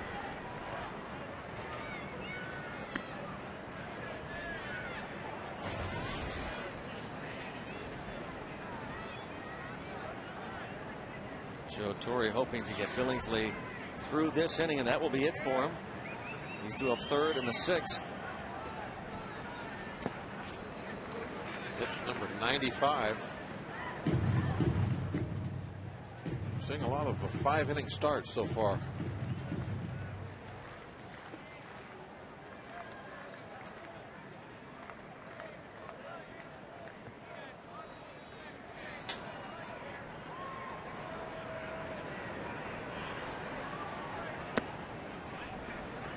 Three balls, no strikes. A little luck. Careful with Mr. Jones.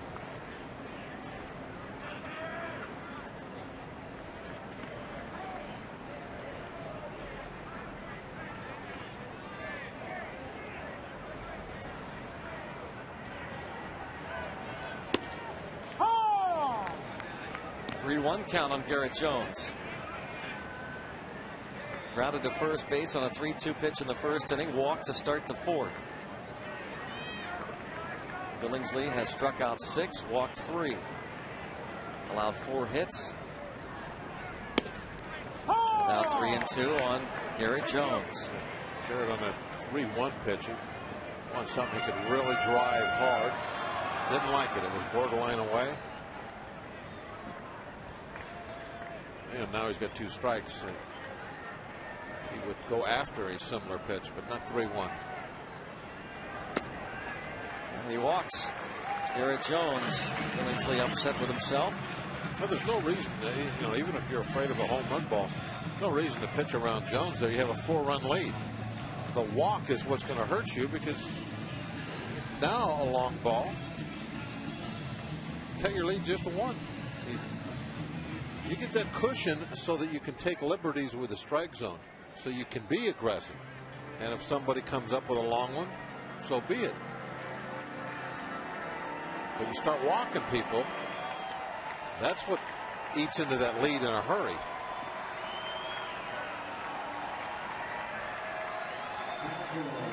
Join MGA for the 16th annual All-Star Sports Memorabilia Auction at the Lexus Club inside PNC Park this Saturday at 6. Bid on any one of nearly 200 sports-related items available, plus meet Pirates alumni Kent DeColby, Steve Blass, and Lanny Fratteri, and more. This Saturday at 6, Lexus Club area there. We've got the restaurant behind those seats. And now Domit, who has struck out looking and singled.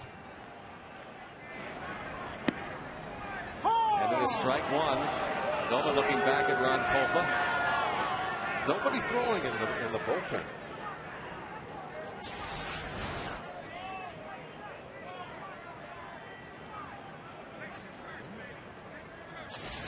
I can see why you would wonder. Definitely would not have been a strike years ago with the high strike zone that they put in 6-7 years ago now, and right after we I think came here in the PNC Park. That high pitch is called occasionally. Greg, I think it might be starting to rain. Not good timing. No, not good at all.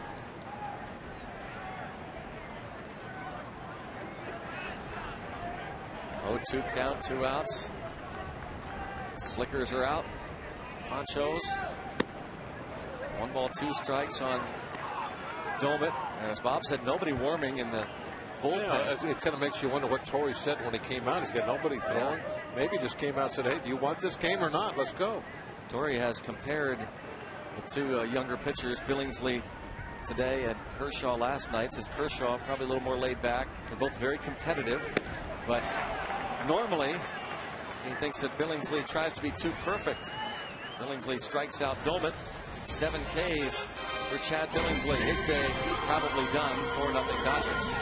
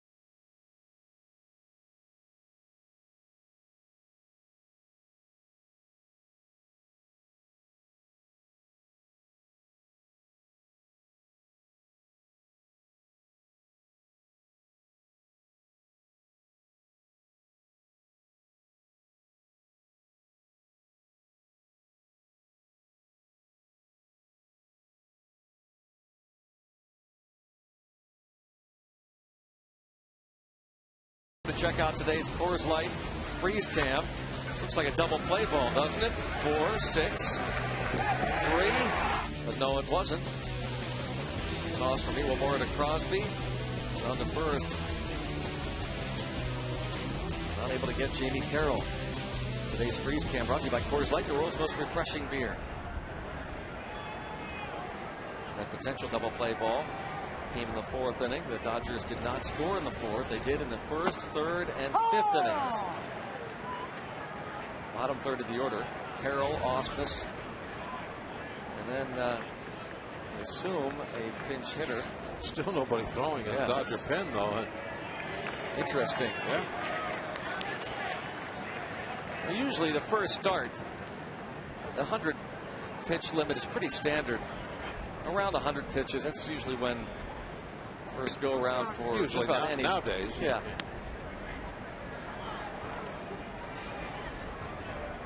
One and one on Carroll. You know, if you go back, I don't know how far you have to go back.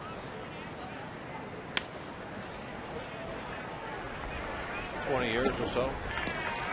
And guys would throw 100 pitches down in spring training, maybe with a start left. And so when the season started, it didn't make any difference. It was you just like normal. And didn't you have a deal the other day where Blast threw 10 innings on opening day? Yep. I'm sure it threw over 100 pitches to throw 10 innings. So things have changed, and you're right. Now everybody is very cautious with their starting pitchers as far as their pitch counts. It's not just opening day, though. I mean, we've seen that throughout the entire year.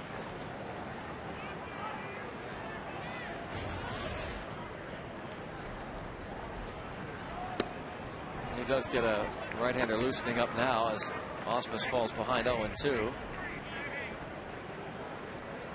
Billingsley does come out on deck.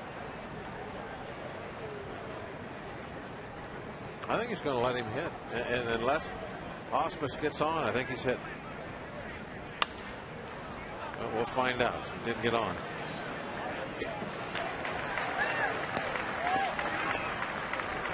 Well, here he comes. I like it. Old school. It's always like, hey, we pay him to pitch, he's going to pitch. That's what you do. It's your job.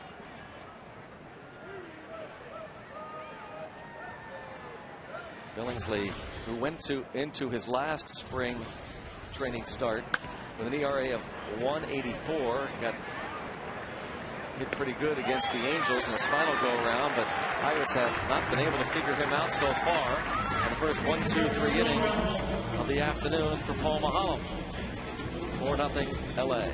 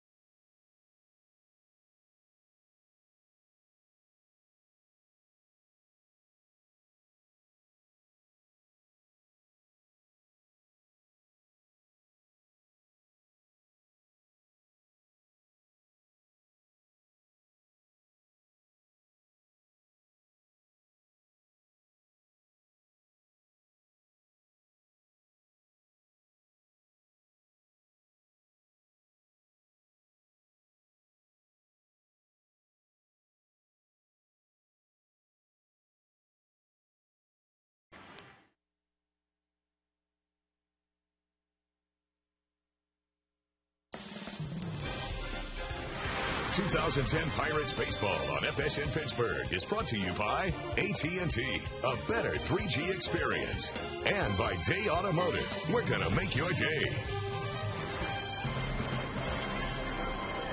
Sixth inning, Dodgers lead it 4-0, and Billingsley goes back out to face Ryan Church, Delwin Young, and Andy LaRoche.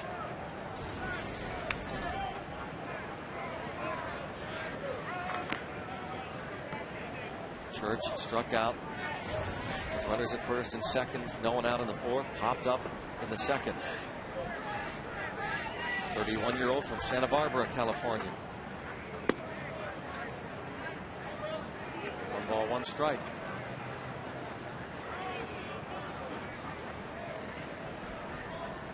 Former 14th round pick of the Indians. Ryan Church facing Billingsley. And this should be easy. 1 out. Well, this is the kind of stuff Billingsley was doing much of the first half of last year.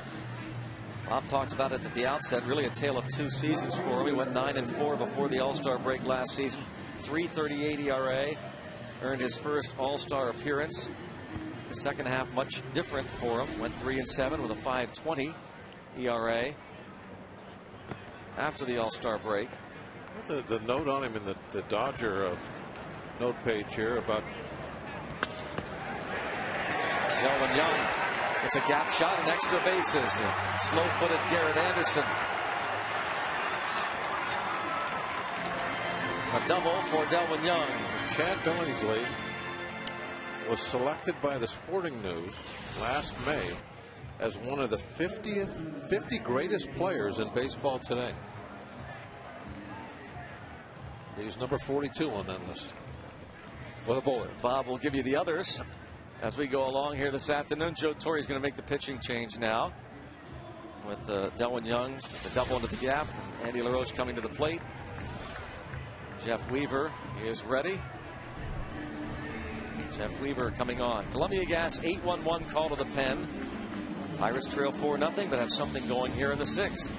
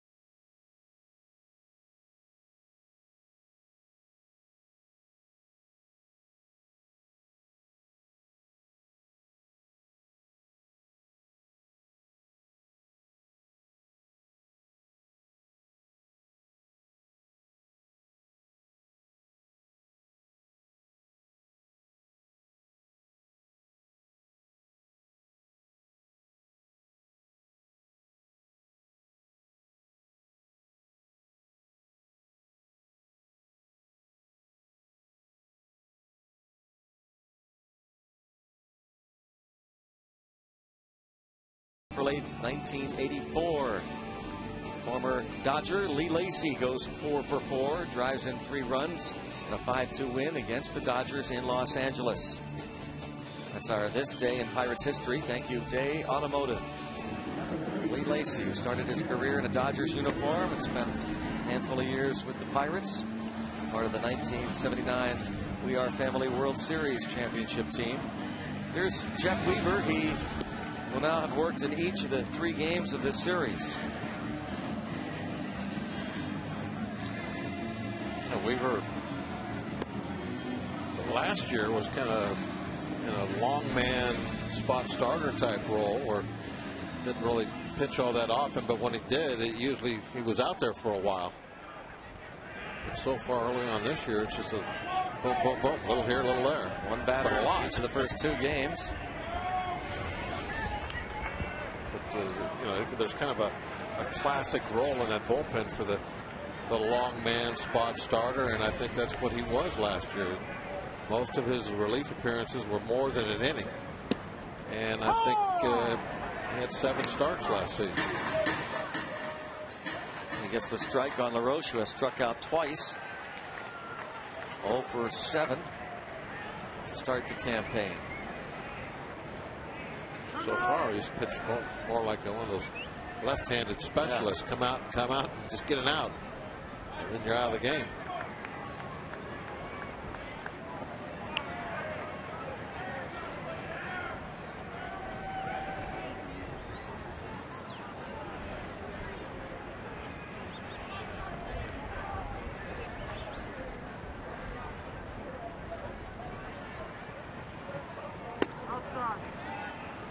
You remember watching Weaver pitch as a Tiger, Greg? And Tiger started in Detroit. Remember? Yeah. How electric that stuff was. The best stuff I've seen from a young pitcher. Extremely hard. Had that 3/4 delivery. The ball just exploded on the hitter's hands. Oh, line drive base hit for LaRoche. Delwin Young will hold at third as he froze on the line drive. First and third. Pinch hitter will be Jeff Clement. Yeah, Delwin did not want to get doubled off on that line drive. Actually, they kind of moved a step or two back towards second base just to make sure. Played it safe and down 4-0. That is exactly what he needs to do. Watch him out there. There's the line drive. He's not sure where the shortstop is at, so he moves back. Now sees it on the outfield grass and takes off. But down 4-0. You want to be ultra conservative on the base paths. Jeff Clement bats for Mahalam with 2 on and 1 out. Clement started the first 2 games of the series at first base. He was 1 for 3 opening day with a walk and a run scored. 0 for 4 with 3 strikeouts and a sacrifice. That sacrifice came in the 10th inning, moving Millage to second.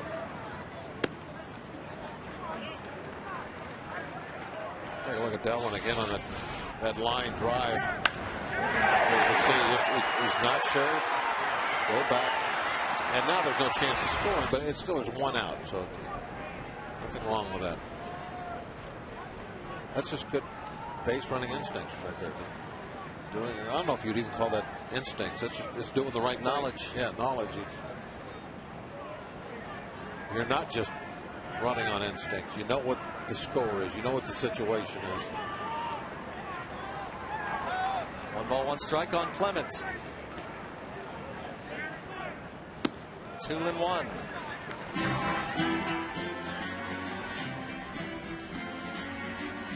On deck is Bobby Crosby, who's 2 for 2.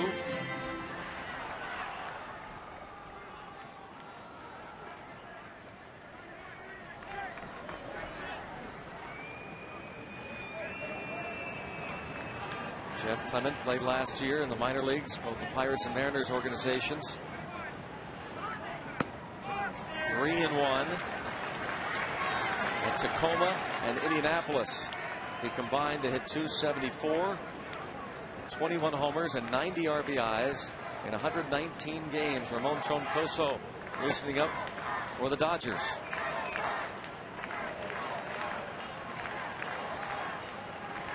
Weaver looks for a double play ball. 3-1 pitch. And it's a fly ball hit deep to center, deep enough for Young to score the first run, and going back to tag LaRoche. And the throw will come to second base. Sacrifice fly, and the Pirates on the board. It's 4-1. Jeff Clement, the pinch hit sacrifice fly, and his first Pirate RBI. Good at bat.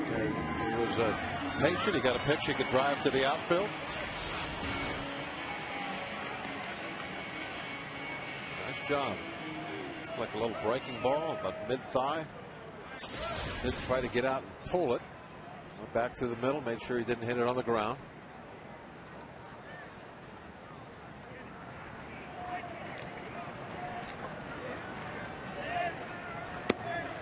strike on Bobby Crosby.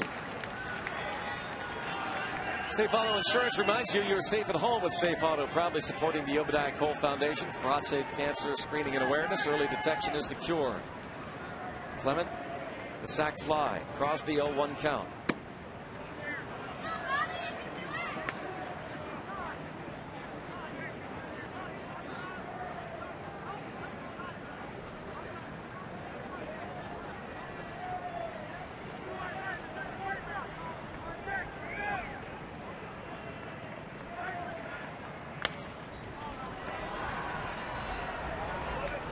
Two on Crosby. Watching Weaver as far as like his style of pitching, it still looks pretty much the same. It's just it doesn't have that velocity that he used to have, and so it's not nearly as intimidating. He's got the 3/4 arm action. Runner goes on the 1-2 pitch, and it's fouled off. 88 that we see up in the corner, that used to be about 96. With the velocity, more spin on the ball, more movement.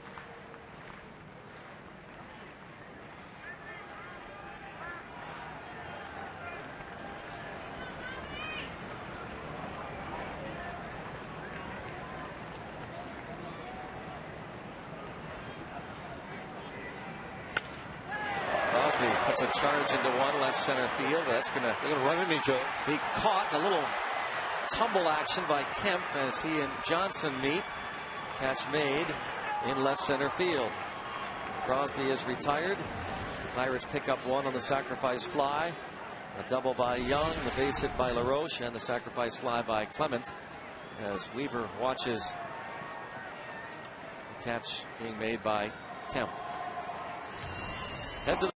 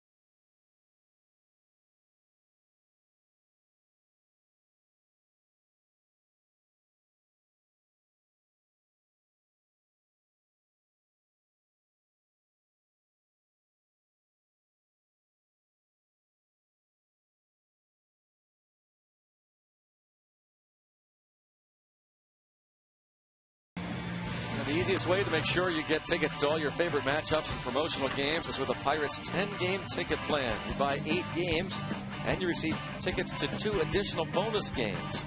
Create your own plan made up of interleague opponents, fireworks nights, live music, or other can't-miss dates. To design your custom 10-game plan, call 1-800-BUY-BUCKS or visit Pirates.com. Hayden Penn makes his Pirates debut. Claimed off waivers from the Marlins the end of March.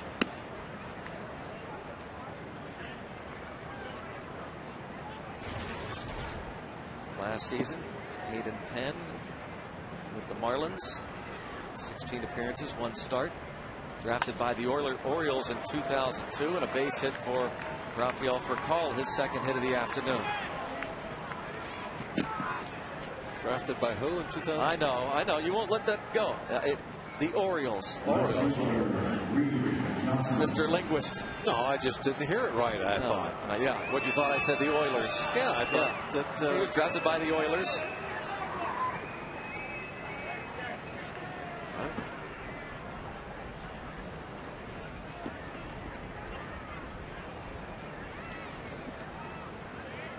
Hayden Penn, 2005, 2006. Relation to William Penn. I wonder. I'll have to do some research on that. Yeah, I'm sure you will.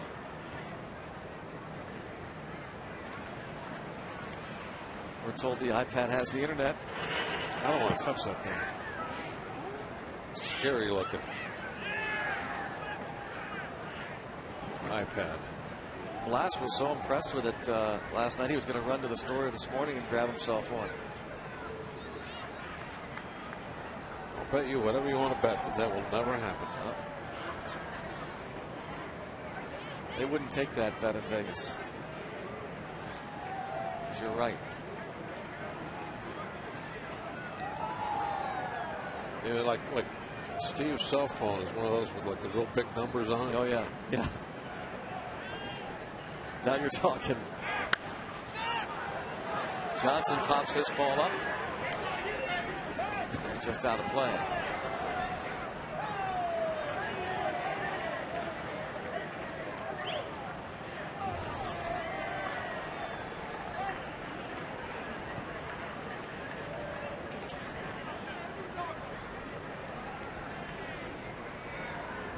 Pens and Islanders tonight, last regular season game at Mellon Arena. Coverage begins at 6:30. Reed Johnson 2 for 2 with a sacrifice, 2 runs scored. 2 years ago he hit .370 against Pirates pitching. He was 2 for 12 last year. We're talking to Neil Huntington earlier, who was in the booth with us and talking about picking up Hayden Penn. And the Pirates had interest and have followed Penn for a couple of years.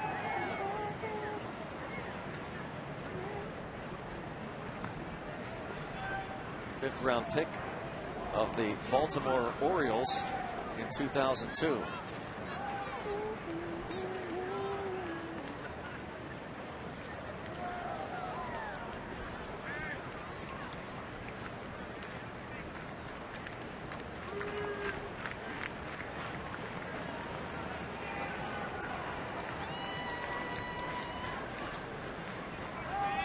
Penn made a couple of outings this spring, just toward the end. This is the first time I've seen him pitch. I'm kind of interested in watching and see what the stuff looks like. Interesting that Penn pitched in the 2 games that you missed. Yep.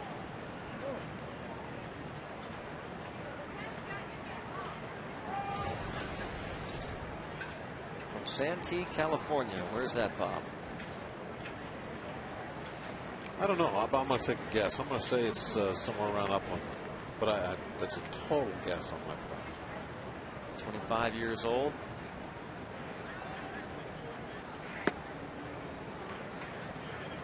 Reed Johnson takes. Now 1-2.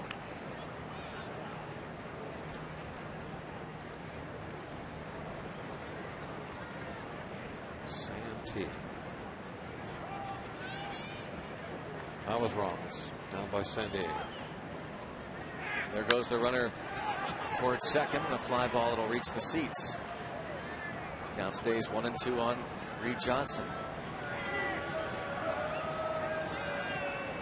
I mentioned the Dodgers head to Miami, take on the Marlins in a 3-game series. Starting tomorrow night, Hiroki Kuroda will go up against Chris Volstad. The Pirates will be in Arizona. Start the 3-game series tomorrow night with Charlie Morton on the hill against Rodrigo Lopez, and then Daniel McCutcheon opposes Dan Herron on Saturday night. Another foul ball. Sunday's matchup. Zach Duke, his second start against Edwin Jackson. There's Charlie Morton to start tomorrow night.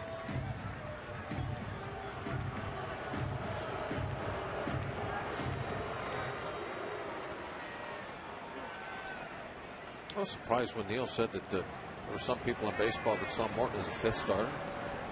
What are they looking at? Ooh.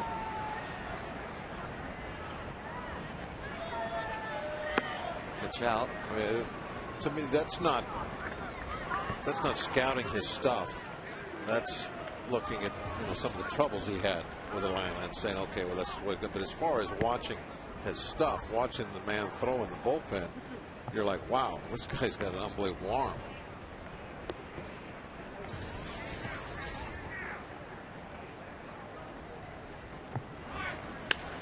Runner goes again off the glove of the third baseman, Andy LaRoche. Johnson, the base hit, puts runners at first and second.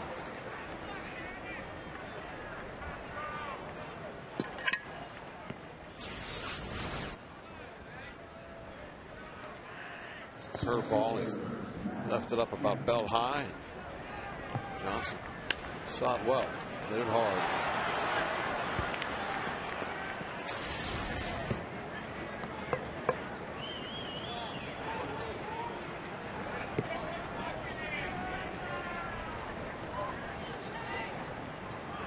Matt Kemp struck out twice against Mahalam and hit a sacrifice fly as it has started drizzling here. The temperature has dipped considerably. I think the front has finally arrived. Wind's picked up, one dead out, a few white caps out on the river. Certainly a change from the first 2 days. 3 days actually since the Pirates came over from Philly. First 2 games of the series.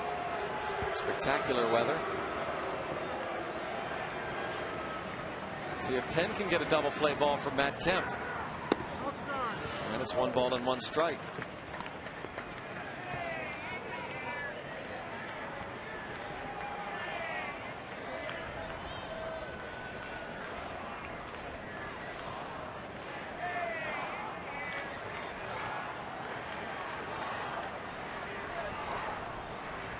Ball, 1 strike count. And Kemp lines this into left. Furcal will score. Reed Johnson will be waved home by Larry Boa. Here comes Bobby Crosby's throw toward the plate, and they will get him. Well, no call. Oh, now the tag is made. Home plate umpire Culpa waiting for Doman to tag before making a call. Furcal scores. Johnson thrown out at the plate, and Kemp gets credit for the double and goes to third on the throw. An odd decision by Boa to send him with nobody out. I mean, he got a good chance to score, but also a good chance to be thrown out. Usually with no one out, you just go ahead and keep him there. But nice throw to the plate. As you can see there, the tag was made. But yeah, I don't know what Culpa apparently didn't see that. What was going on there? When he doesn't make a call, what he is telling the players is nobody did anything. There was no tag and nobody touched the plate, so there's no call to be made. Infield is in. Beautiful throw. Crosby, 1 hop right there. Johnson doing his best to try to pretend he touched the plate. He put his hands up like, yeah, I got it. See, what Johnson could have done right there if he was smart, he could have used Penn as a pick. See where Penn was standing there? Yep. If he would have just gave him a little bit to the right and then went left behind Penn, he would have had it.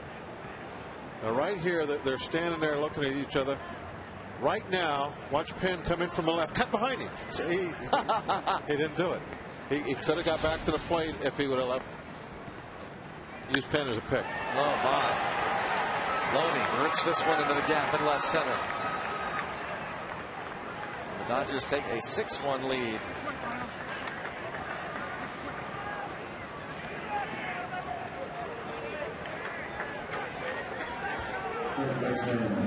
Loney's second hit, second RBI of the afternoon. 10 hits now for the Dodgers. Joe Kerrigan, a trip to the mound.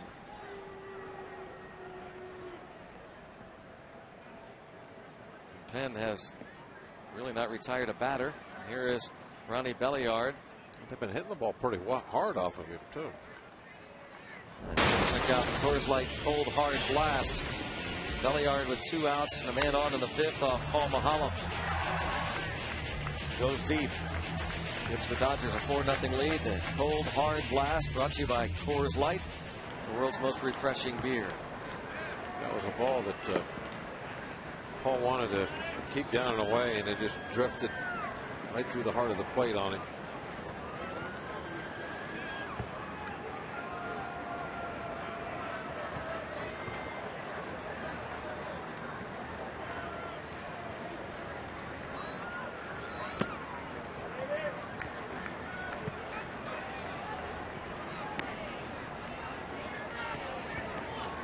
Count on Belliard.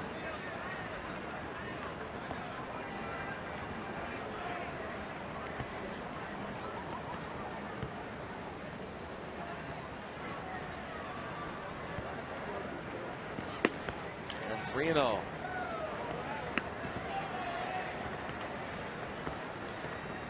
Former Dodger Brad Penny making his Cardinals debut today against the Reds in Cincinnati. 7 innings, 6 hits, a run. Matched up against Bronson Arroyo. They're tied at 1. Matt Holliday, his first home run of the season, tied the game up. 1-1 score. They are in the 8th.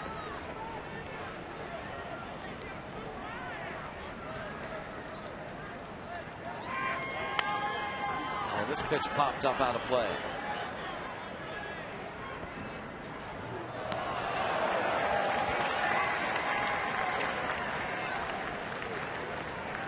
Loney, the RBI single.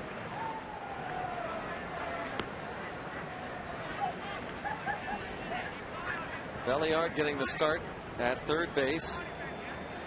Casey Blake the day off.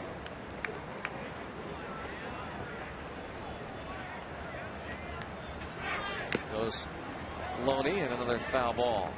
You got Casey Blake out of there, Russell Martin out of there, Manny Ramirez out of there, Andre Ethier out of there, and they put up 6 runs and 10 hits through 7 innings.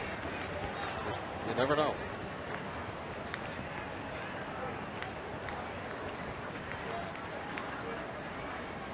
The bench guys are their time in the sun, well, in the drizzle now. Clouds are starting to thicken up. It's going to get a little messy out there these last couple innings. It was a gorgeous sunshine afternoon when we started this at 12:30.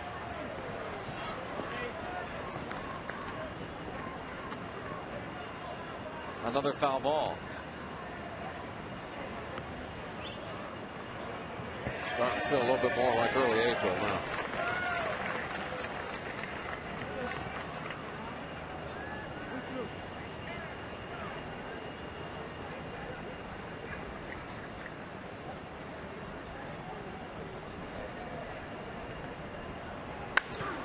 That's hit hard.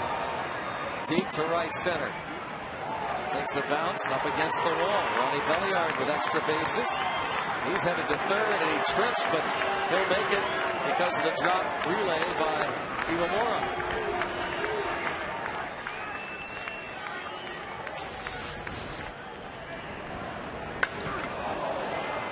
Penn not fooling anyone. He hit that ball hard, but he is going to be out easy at third. But Aki couldn't find a handle on the relay.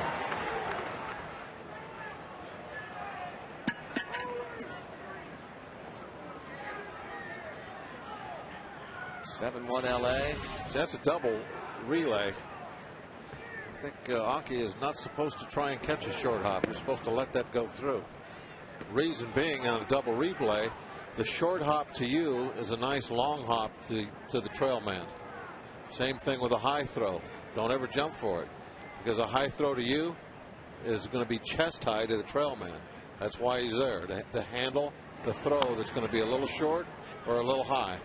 So he should let this go, huh? As long as the trail man is lined up behind him Oh, perfect. Now, if he doesn't try to get that short hop, that's going to be a long chest-high bounce right to that guy. That's the whole reason for a double relay. You don't pick the short hop and you don't jump for the high ball. And infield and a base hit for Garrett Anderson, and Hayden Penn has not retired a batter. And the Dodgers running away with it, leading at 8-1.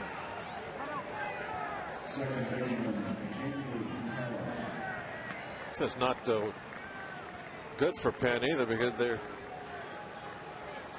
there's going to be a reliever come off the disabled list in, what, 4 days? Yep. Jack Tashner. John Russell would just as soon not call on Tashner right now. Might not have a choice. The only man to be retired was Reed Johnson. He was thrown out at the plate. And this is the 29th pitch thrown by Hayden Penn in this inning.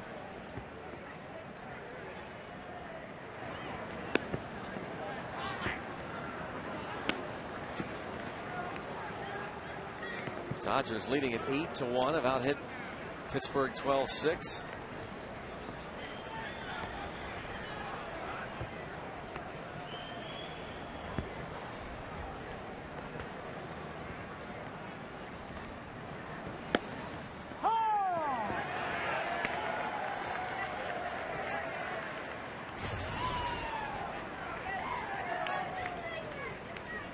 Jamie Carroll, who hit .276 with Cleveland last season.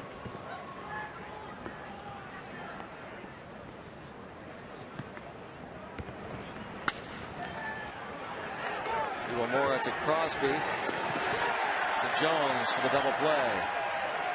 Rough first outing as a Pirate for Hayden Penn. 7th inning stretch, 8-1 Dodgers.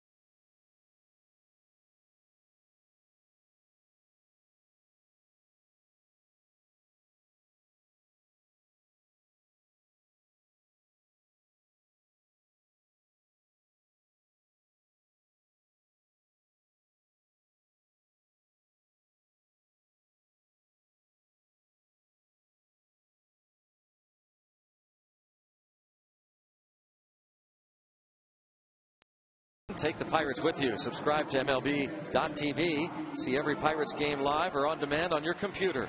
Visit Pirates.com to order and get more details. MLB.tv. Baseball everywhere. Can you see that on one of those iPad things? Let's ask our gypsies in the truck. They're conferring. They're not sure. No answer. Oh, yeah, we're told. Oh, yeah. It took a while to get the oh, yeah, but. Ramon Troncoso, the new pitcher. We hear there's an app that you have to have. For that? Yeah, an app for that. Wish there was an app for like 8 runs.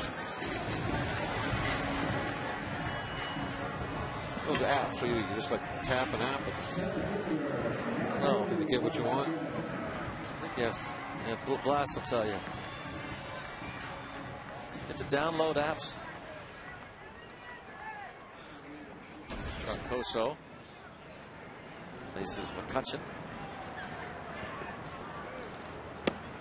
Home.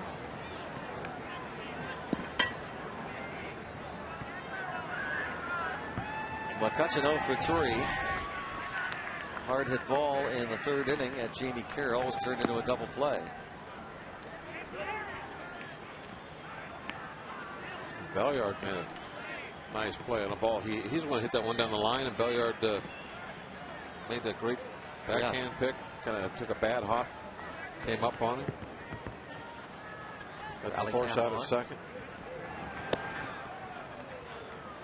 We need an app for 8 runs.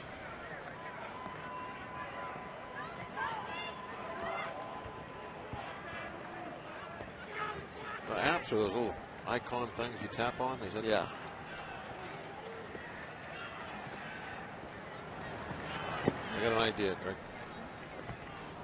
Here we go. Brace yourselves.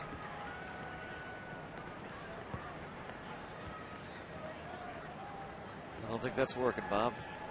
Telestrator. No, it's not working. Too bad, because that was really a nice. It was in my app. I put an app up on the screen for 8 runs. Yeah. Now try it.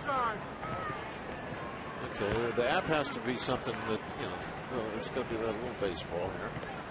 And then we'll put an 8 in the middle of it there. There's your app. You just tap on that. Here, I'm going to tap on it and get 8 runs. Okay, that's tapped on it, and that brings it down. How much did that cost us? 8 runs. I don't know. I have to ask Steinbrenner.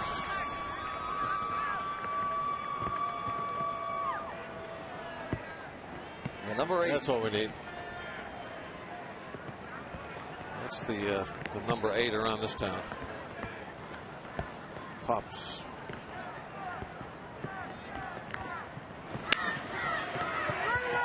Oh, Belliard brought the glove up too soon, so he'll be charged with an error.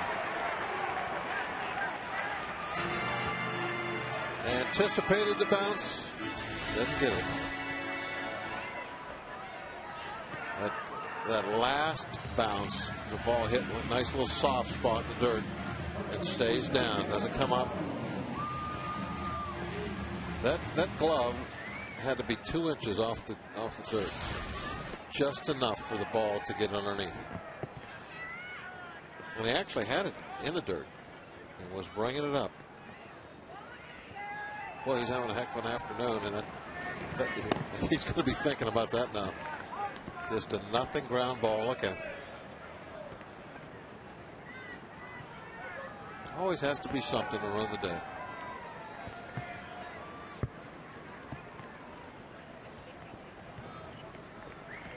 Good offense, good defense, and then that. Double play ball. Garrett Jones. 4-6-3. The error doesn't hurt Belliard or the Dodgers. And we've played 7 innings now at PNC Park.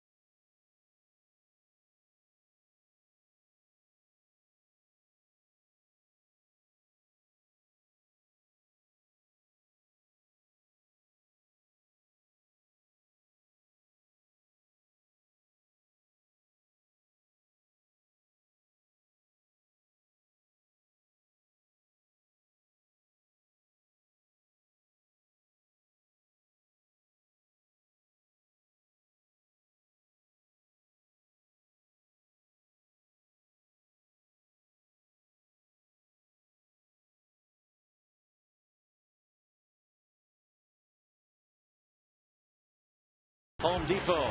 Take a look at this play that was made. A relay from Bobby Crosby to get Reed Johnson at the plate. Just an absolute perfect relay. One hop right on the money, and I do believe that Doma got him.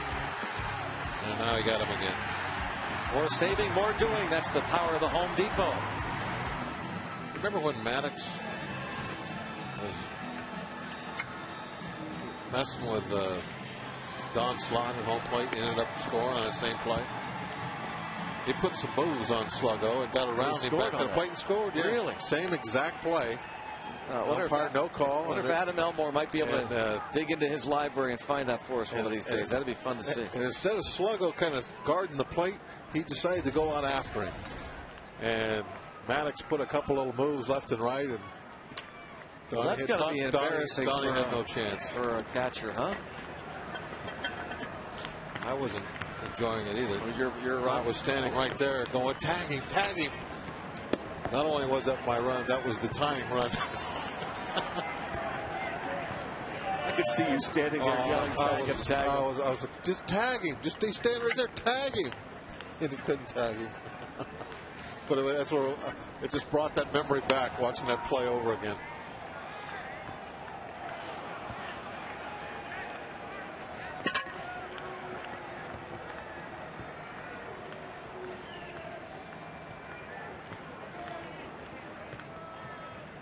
This game being shown back in Japan.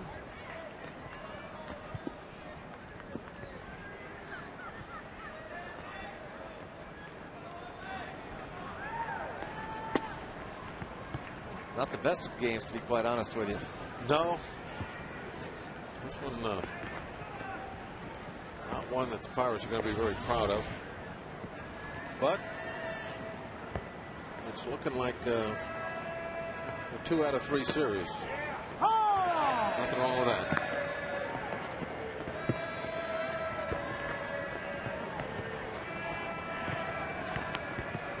Jack Tashner, one of the new left-handers in the bullpen.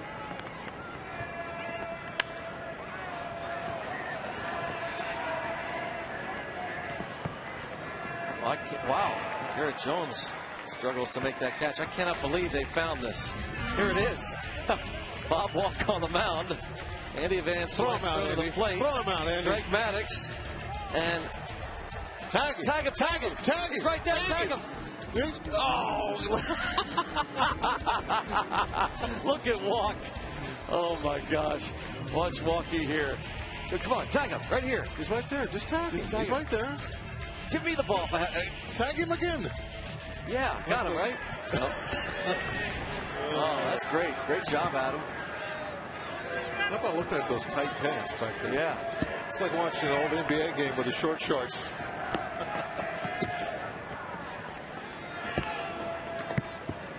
Eddie Ramirez bats for the pitcher, Troncoso.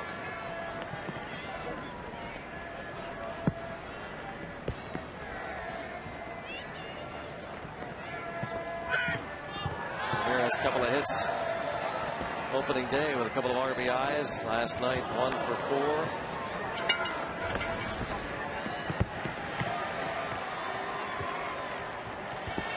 That drizzle is starting to turn into an actual rain now. I'm starting to get a little fearful that we're going to go 9. But we're not going to go 9.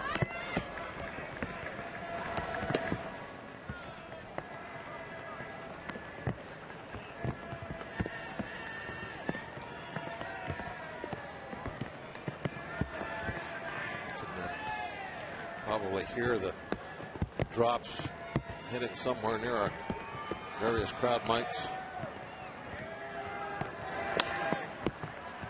Crosby on the bouncer by Ramirez. 2 down in the 8th inning.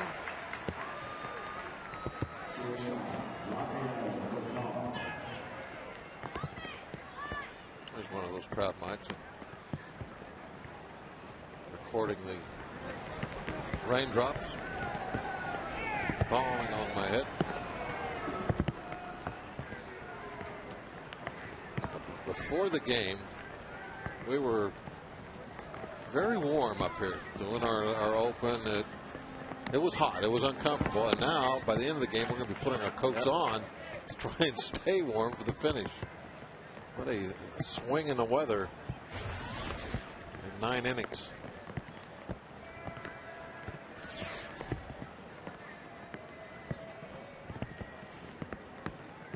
For call. A couple of hits this afternoon toward McCutcheon, who makes the catch on the line drive. Tashner has a 1-2-3-8. 2 more chances for Pittsburgh, trailing by 7 runs.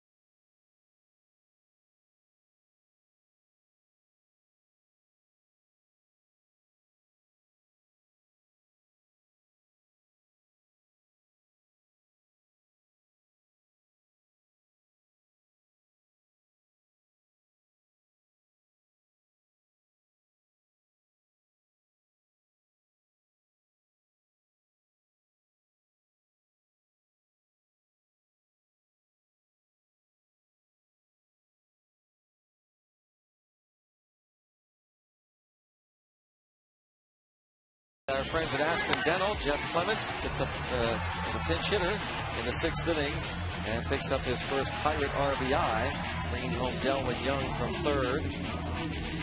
Clement's first Pirate Ribby. Play that made you smile, brought to you by our friends at Aspen Dental.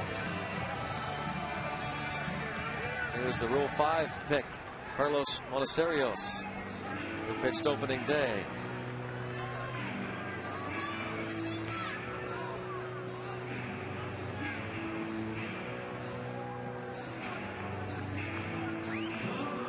Face Ryan Doman. Pirates have a Rule 5 pick on their roster. John Rayner, the outfielder. And the Dodgers go with one. Third opening day in a row that Pirates have gone with a Rule 5 guy. Dodgers, they haven't done that very often, have they? Looked at something here last 30 years, only maybe 4 or 5 times. Yeah. I saw that the first day, opening day, written down in their notes. Billingsley's game to win. Weaver followed, then Troncoso. Different Monteserios. Different organizations have different views on that. I think for the organizations that don't have money to get big name free agents, it does open up another venue for them to acquire talent. Does take a spot on your roster though for the entire season, unless you can work out some kind of a deal. They did that with Meek.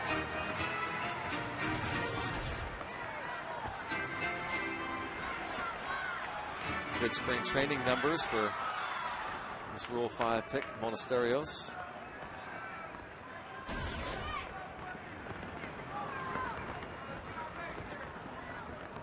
Actually acquired in a trade with the Mets. Doman is the first out of the 8th inning. The Mets had picked Monteserios in a Rule 5 draft from Philadelphia.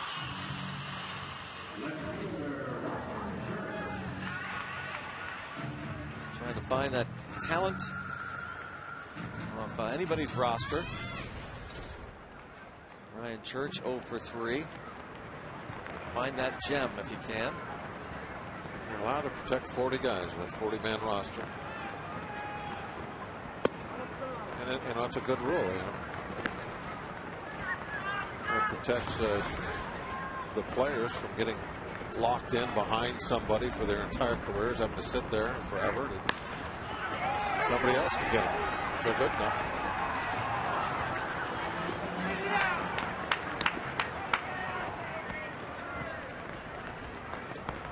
Speaking of talent, folks down in Bradenton getting ready for the debut of the Bradenton Marauders of the Florida State League. We talked about that earlier. We understand that Bob Nutting, the Pirates chairman of the board, is down there, part of the opening day festivities at McKechnie Field. Last year's #1 pick for the Pirates, Tony Sanchez, will start here at Bradenton. You had a catcher. Or the Pirates had a big part of that Bradenton scene, Pirates scene up here. Opening day, Woody Heike. He has been the man at Pirate City for as long as I've been in the organization, anyway. Was honored with the Pride of the Pirates Award. He has helped so many young ball players that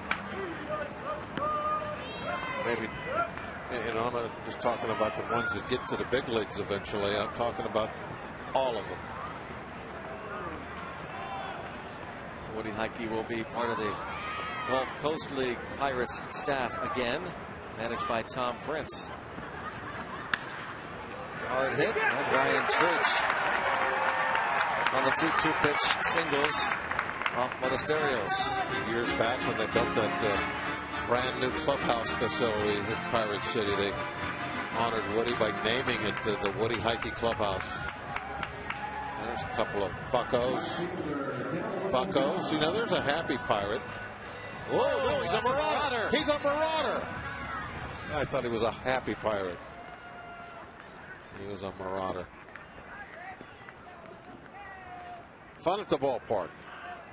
Hasn't been too fun for the Pirates today, though. Been a tough one.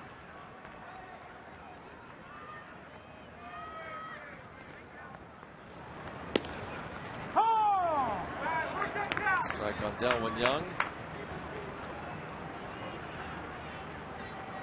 Once again, we wish folks down in Bradenton, Dan Wolford, the general manager, P.J. Forbes, the skipper of the Marauders, and all the folks in the city of Bradenton, the best of luck. We understand that we got a great advance sale for the opener tonight. The Bradenton Marauders making their debut tonight.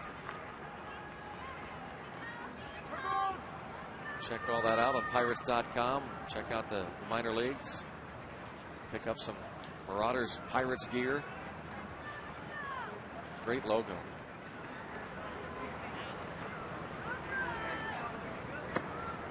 And boy, they're talking and buzzing not too far down the road from Pittsburgh in Altoona, where the Eastern League affiliate of the Pirates, AA Altoona Curve, will host the Harrisburg Senators, the AA affiliate, the Eastern League of the Washington Nationals. Steven Strasburg will make his debut on Sunday. That ball hit into the gap in right center field by Delwyn Young. Ryan Church will be waved, bringing home the second run. Delwyn Young, a very busy day against his former club, on base for the 4th time. A couple of walks and a pair of doubles.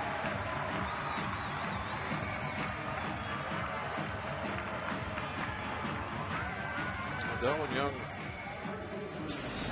kind of looking just like he did in the month of March, just locked in. We'll rip that ball into the gap. 8-2 score.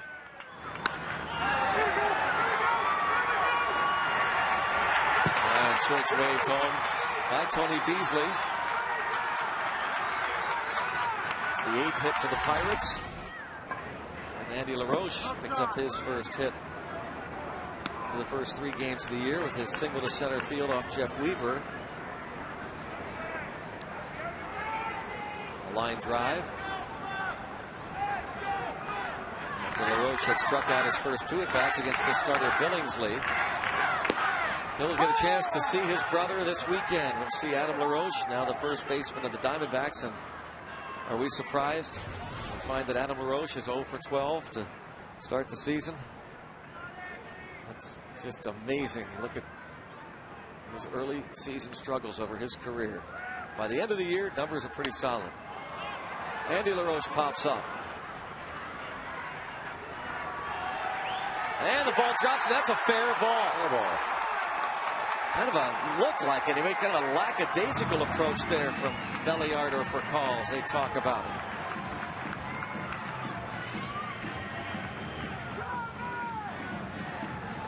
That's got it. I mean, this is a little embarrassing.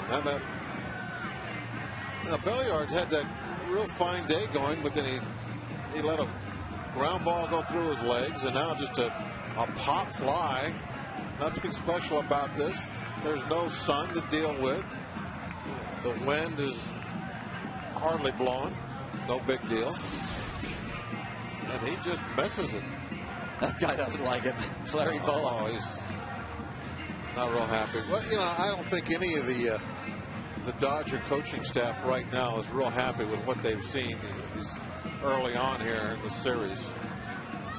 And they're happy that they're winning 8-2, but still, there are little things like that just kind of spoil the day. Rick Honeycutt out to talk to Monasterios. Lastings Millage is the pinch hitter. Speaking of Bradenton, the native of that city will bat as the pinch hitter with 2 on and 1 out in the 8th.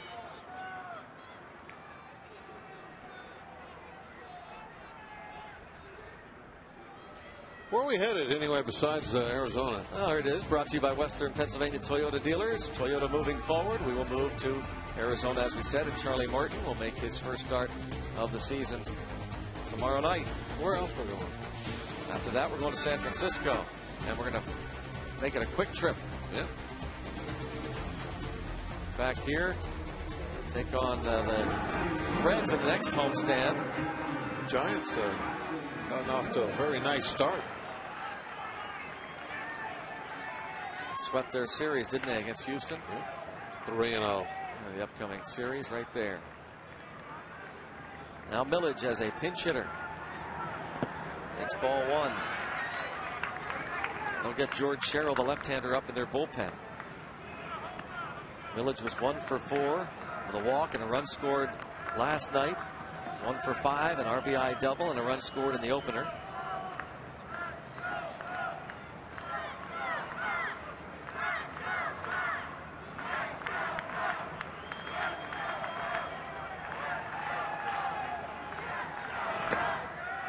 It was Blake DeWitt who was charged with the error that opened the door for Pittsburgh in the bottom of the 10th inning last night. But boy, Millage was taking nothing for granted. Running hard down that line. And then he scored a game-winning run on the Ronnie Cedeno base hit.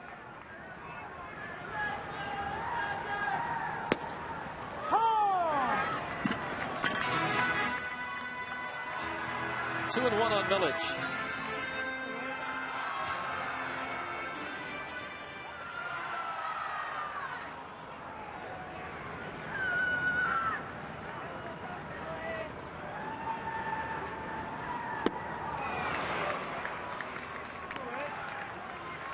Talking to himself a little bit. Saw his hand motions. Got to make him get the ball up. Get him upstairs a little bit. Don't chase that slow stuff down.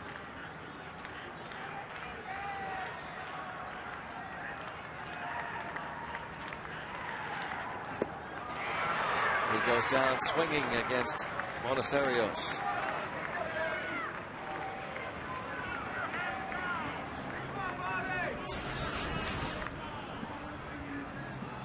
Ball dropped 3 inches. See that?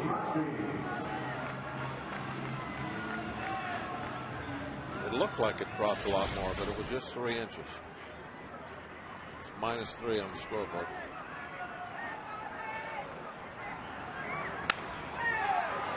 Popped up. Foul territory. And catch made by Loney. Pirates get 1, and we played 8 innings at PNC Park. The Dodgers lead 8-2.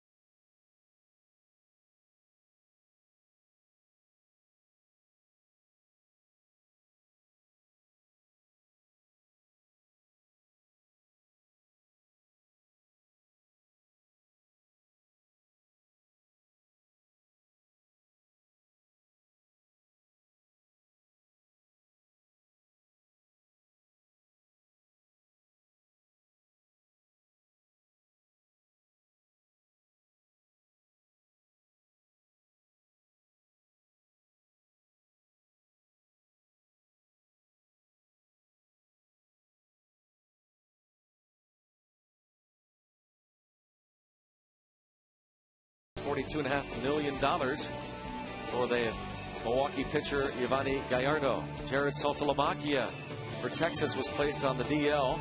Bronson Arroyo goes 7 for the Reds, allows just 3 hits and a run, and the Reds defeat the Cardinals 2-1. The Cardinals take 2 of 3 in that series. Ryan Langerhans designated for assignment by Seattle, and the Pirates have officially waived Ramon Vasquez. Got word on that. The Reds, by the way, won that game in Cincinnati on a home run by Johnny Gomes in the bottom of the 9th.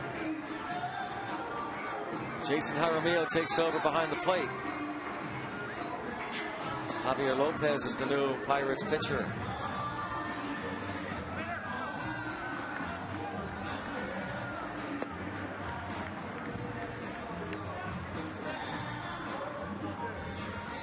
Lopez last night got a couple of big outs. Getting Andre Ethier and James Loney. Rafael Furcal had reached second with 1 out when John Russell called on his left-hander to get 2 left-handed batters out. It's something that didn't have for a while, and now they've gone back to that. A couple of lefties in the bullpen. It allows him that kind of freedom to go left on left when he wants to do it.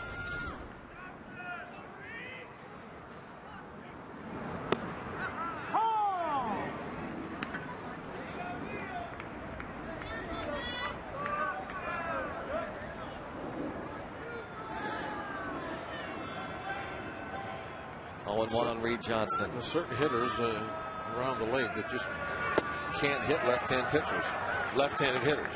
They're just outs. You pick up a stat page and you look and you're like, wow, this guy hits lefties at $180. Well, if it's an important time, it's nice to bring in a lefty to pitch to that guy.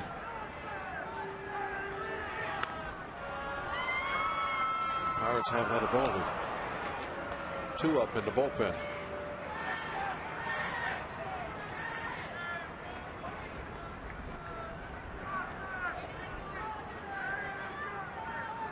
Reed Johnson has 3 of the Dodgers' 12 hits.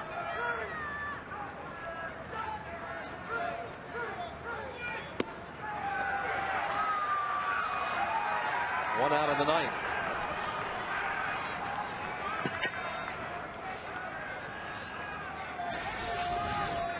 Watch the replay. Ball is swung right through. A sidearm fastball up. Didn't really have a whole lot on it. Lopez is not a hard thrower. Kind of a very funky, deceptive type sidearm delivery that just makes it tough to pick up the ball. If you're not picking up the ball right away, you don't really see it well until it's already traveled 3 feet or so. Well, that's got to make it look like the guy's throwing 95, 96 miles an hour. We're talking about time of flight. And I think that's why some guys that throw real hard but get hit is that the hitter sees that ball so well right from when it leaves his hand that they track it much better. And there's other guys that very deceptive, funky deliveries, and they just don't pick up the ball right away. There it is. And so they don't track the ball very well, and their reaction to the pitch is like he's throwing much harder than he is.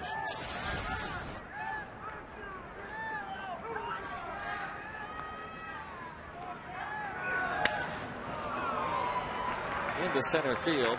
Matt Kemp with his second hit today.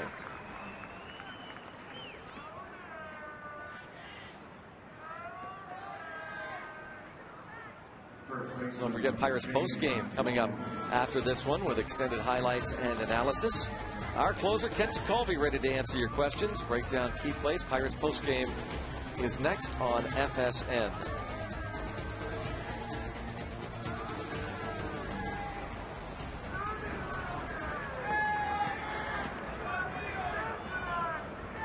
James Loney, couple of hits, couple of ribbies.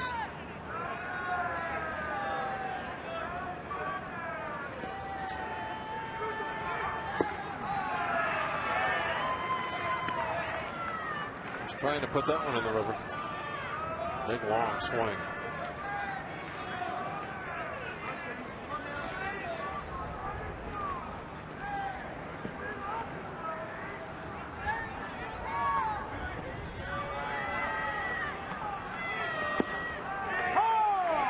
To the count on Loney.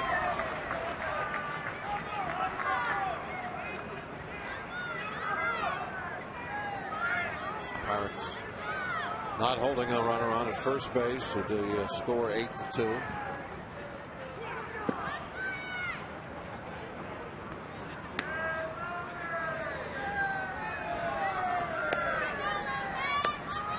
Still hoping for that foul ball. Both of them have the glove on. Right behind the Pirates dugout. Base hit to right. 3-hit day for the first baseman of the Dodgers. Kemp just jogging down to second base. He's going station to station now.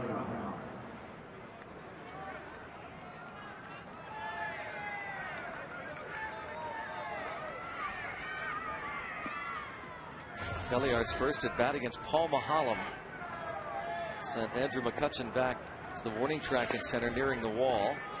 He bounced out in the third, homered over the center field wall in the fifth, and tripled to right center field in the seventh.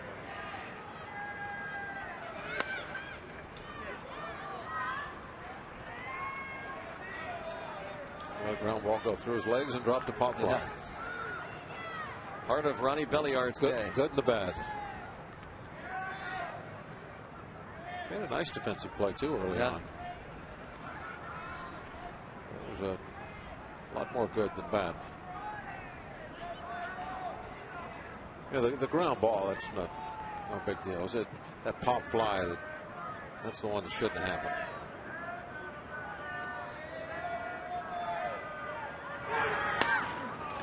And to right field, Ronnie Belliard having a huge day with the bat. RBI opposite field double. A single shy of the cycle, Ronnie Belliard.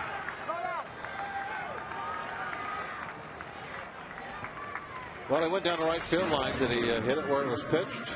Oh, yeah. Off the plate a little bit, even outside. Just took it right down the line.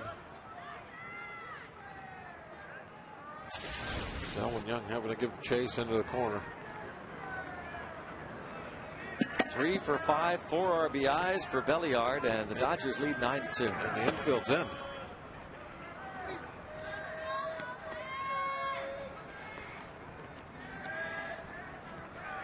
I'm not sure I understand that. Pinch that run off at the plate.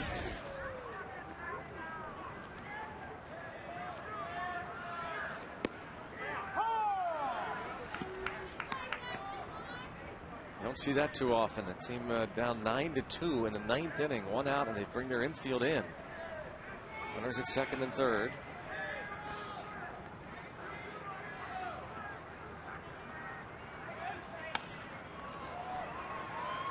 McCutcheon. Loney will tag and score. How about seeing if he left early? I guess you wouldn't want to do that 10-2. Why not? The infield in. Well, yeah, that's a good point also. That's the reason you brought it in.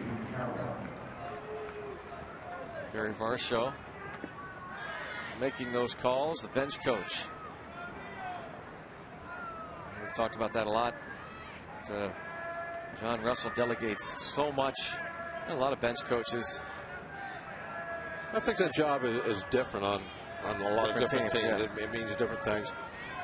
You know, some guys, the bench coach doesn't do a whole lot there. He's just a soundboard for the manager. But in Varsha's case, he calls all those step-offs, the pick-off throws, sets where the defense plays. Got him. Man at the plate. The throw by Delwyn Young was right on the money. Perfect throw, one hopper. And Jaramillo throws up the roadblock. I don't think Belliard has touched the plate yet.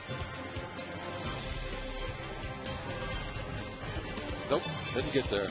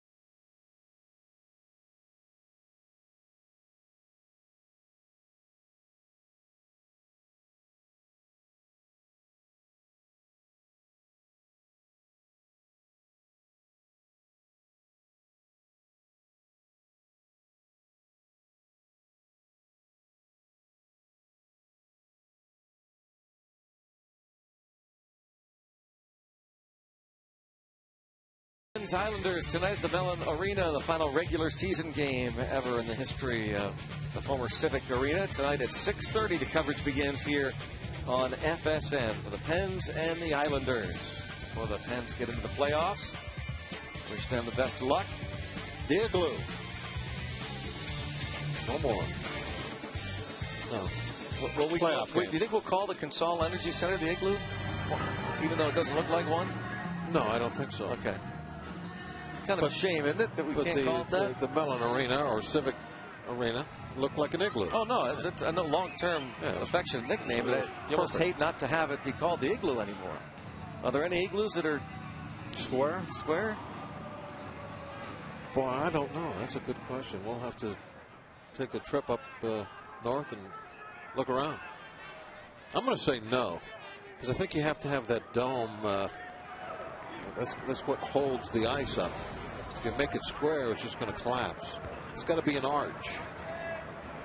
I don't know if I It has to be an arch. Yeah. I don't think that's the reason. Do you? Yeah. the blocks of ice have to be put up in an arch. Why? Because it won't stay up if it's otherwise? Yeah, the one piece of ice holds the other one above it up, all the way to the top. Go ahead, laugh. Go ahead, laugh.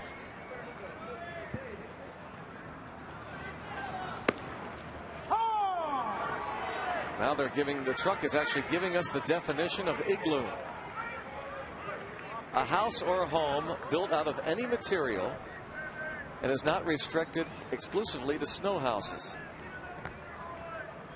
Traditional tents.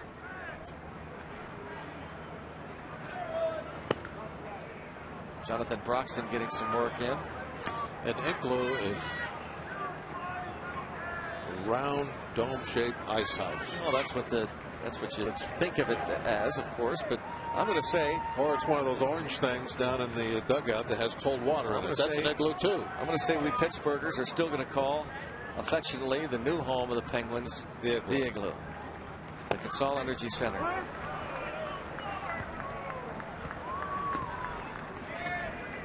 That's where the Penguins live. 2-2 the count on Aki Iwamura. 1 for 4. Here's the new By the igloo. way, penguins in the wild don't live in igloos. Just to let you know that. They do here in the Berg.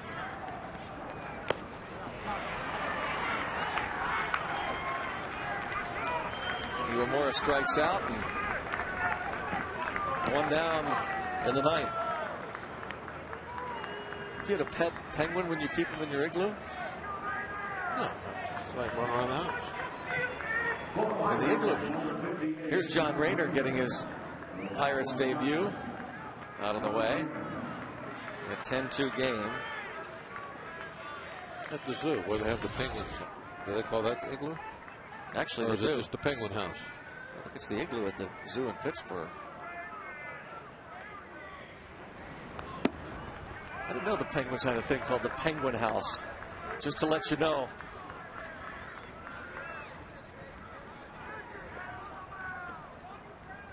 The Penguin House. It's an excellent name for somewhere where they live. Sure it is.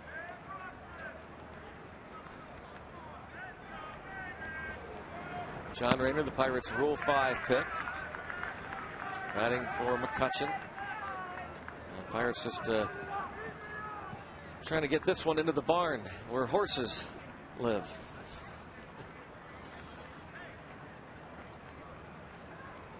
Broxton getting some work. Tomorrow we'll go down and see if we can beat on some snakes. Diamondbacks, to be exact.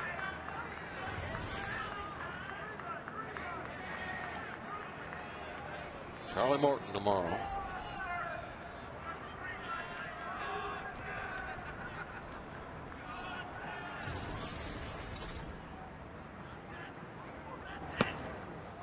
Rayner, his first appearance is a walk.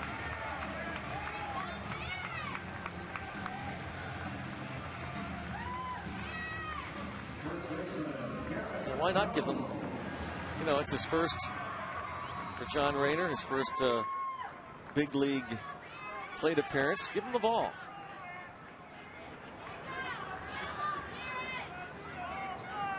Here's kind of a food for thought, Greg. You know, Broxton's out there pitching now.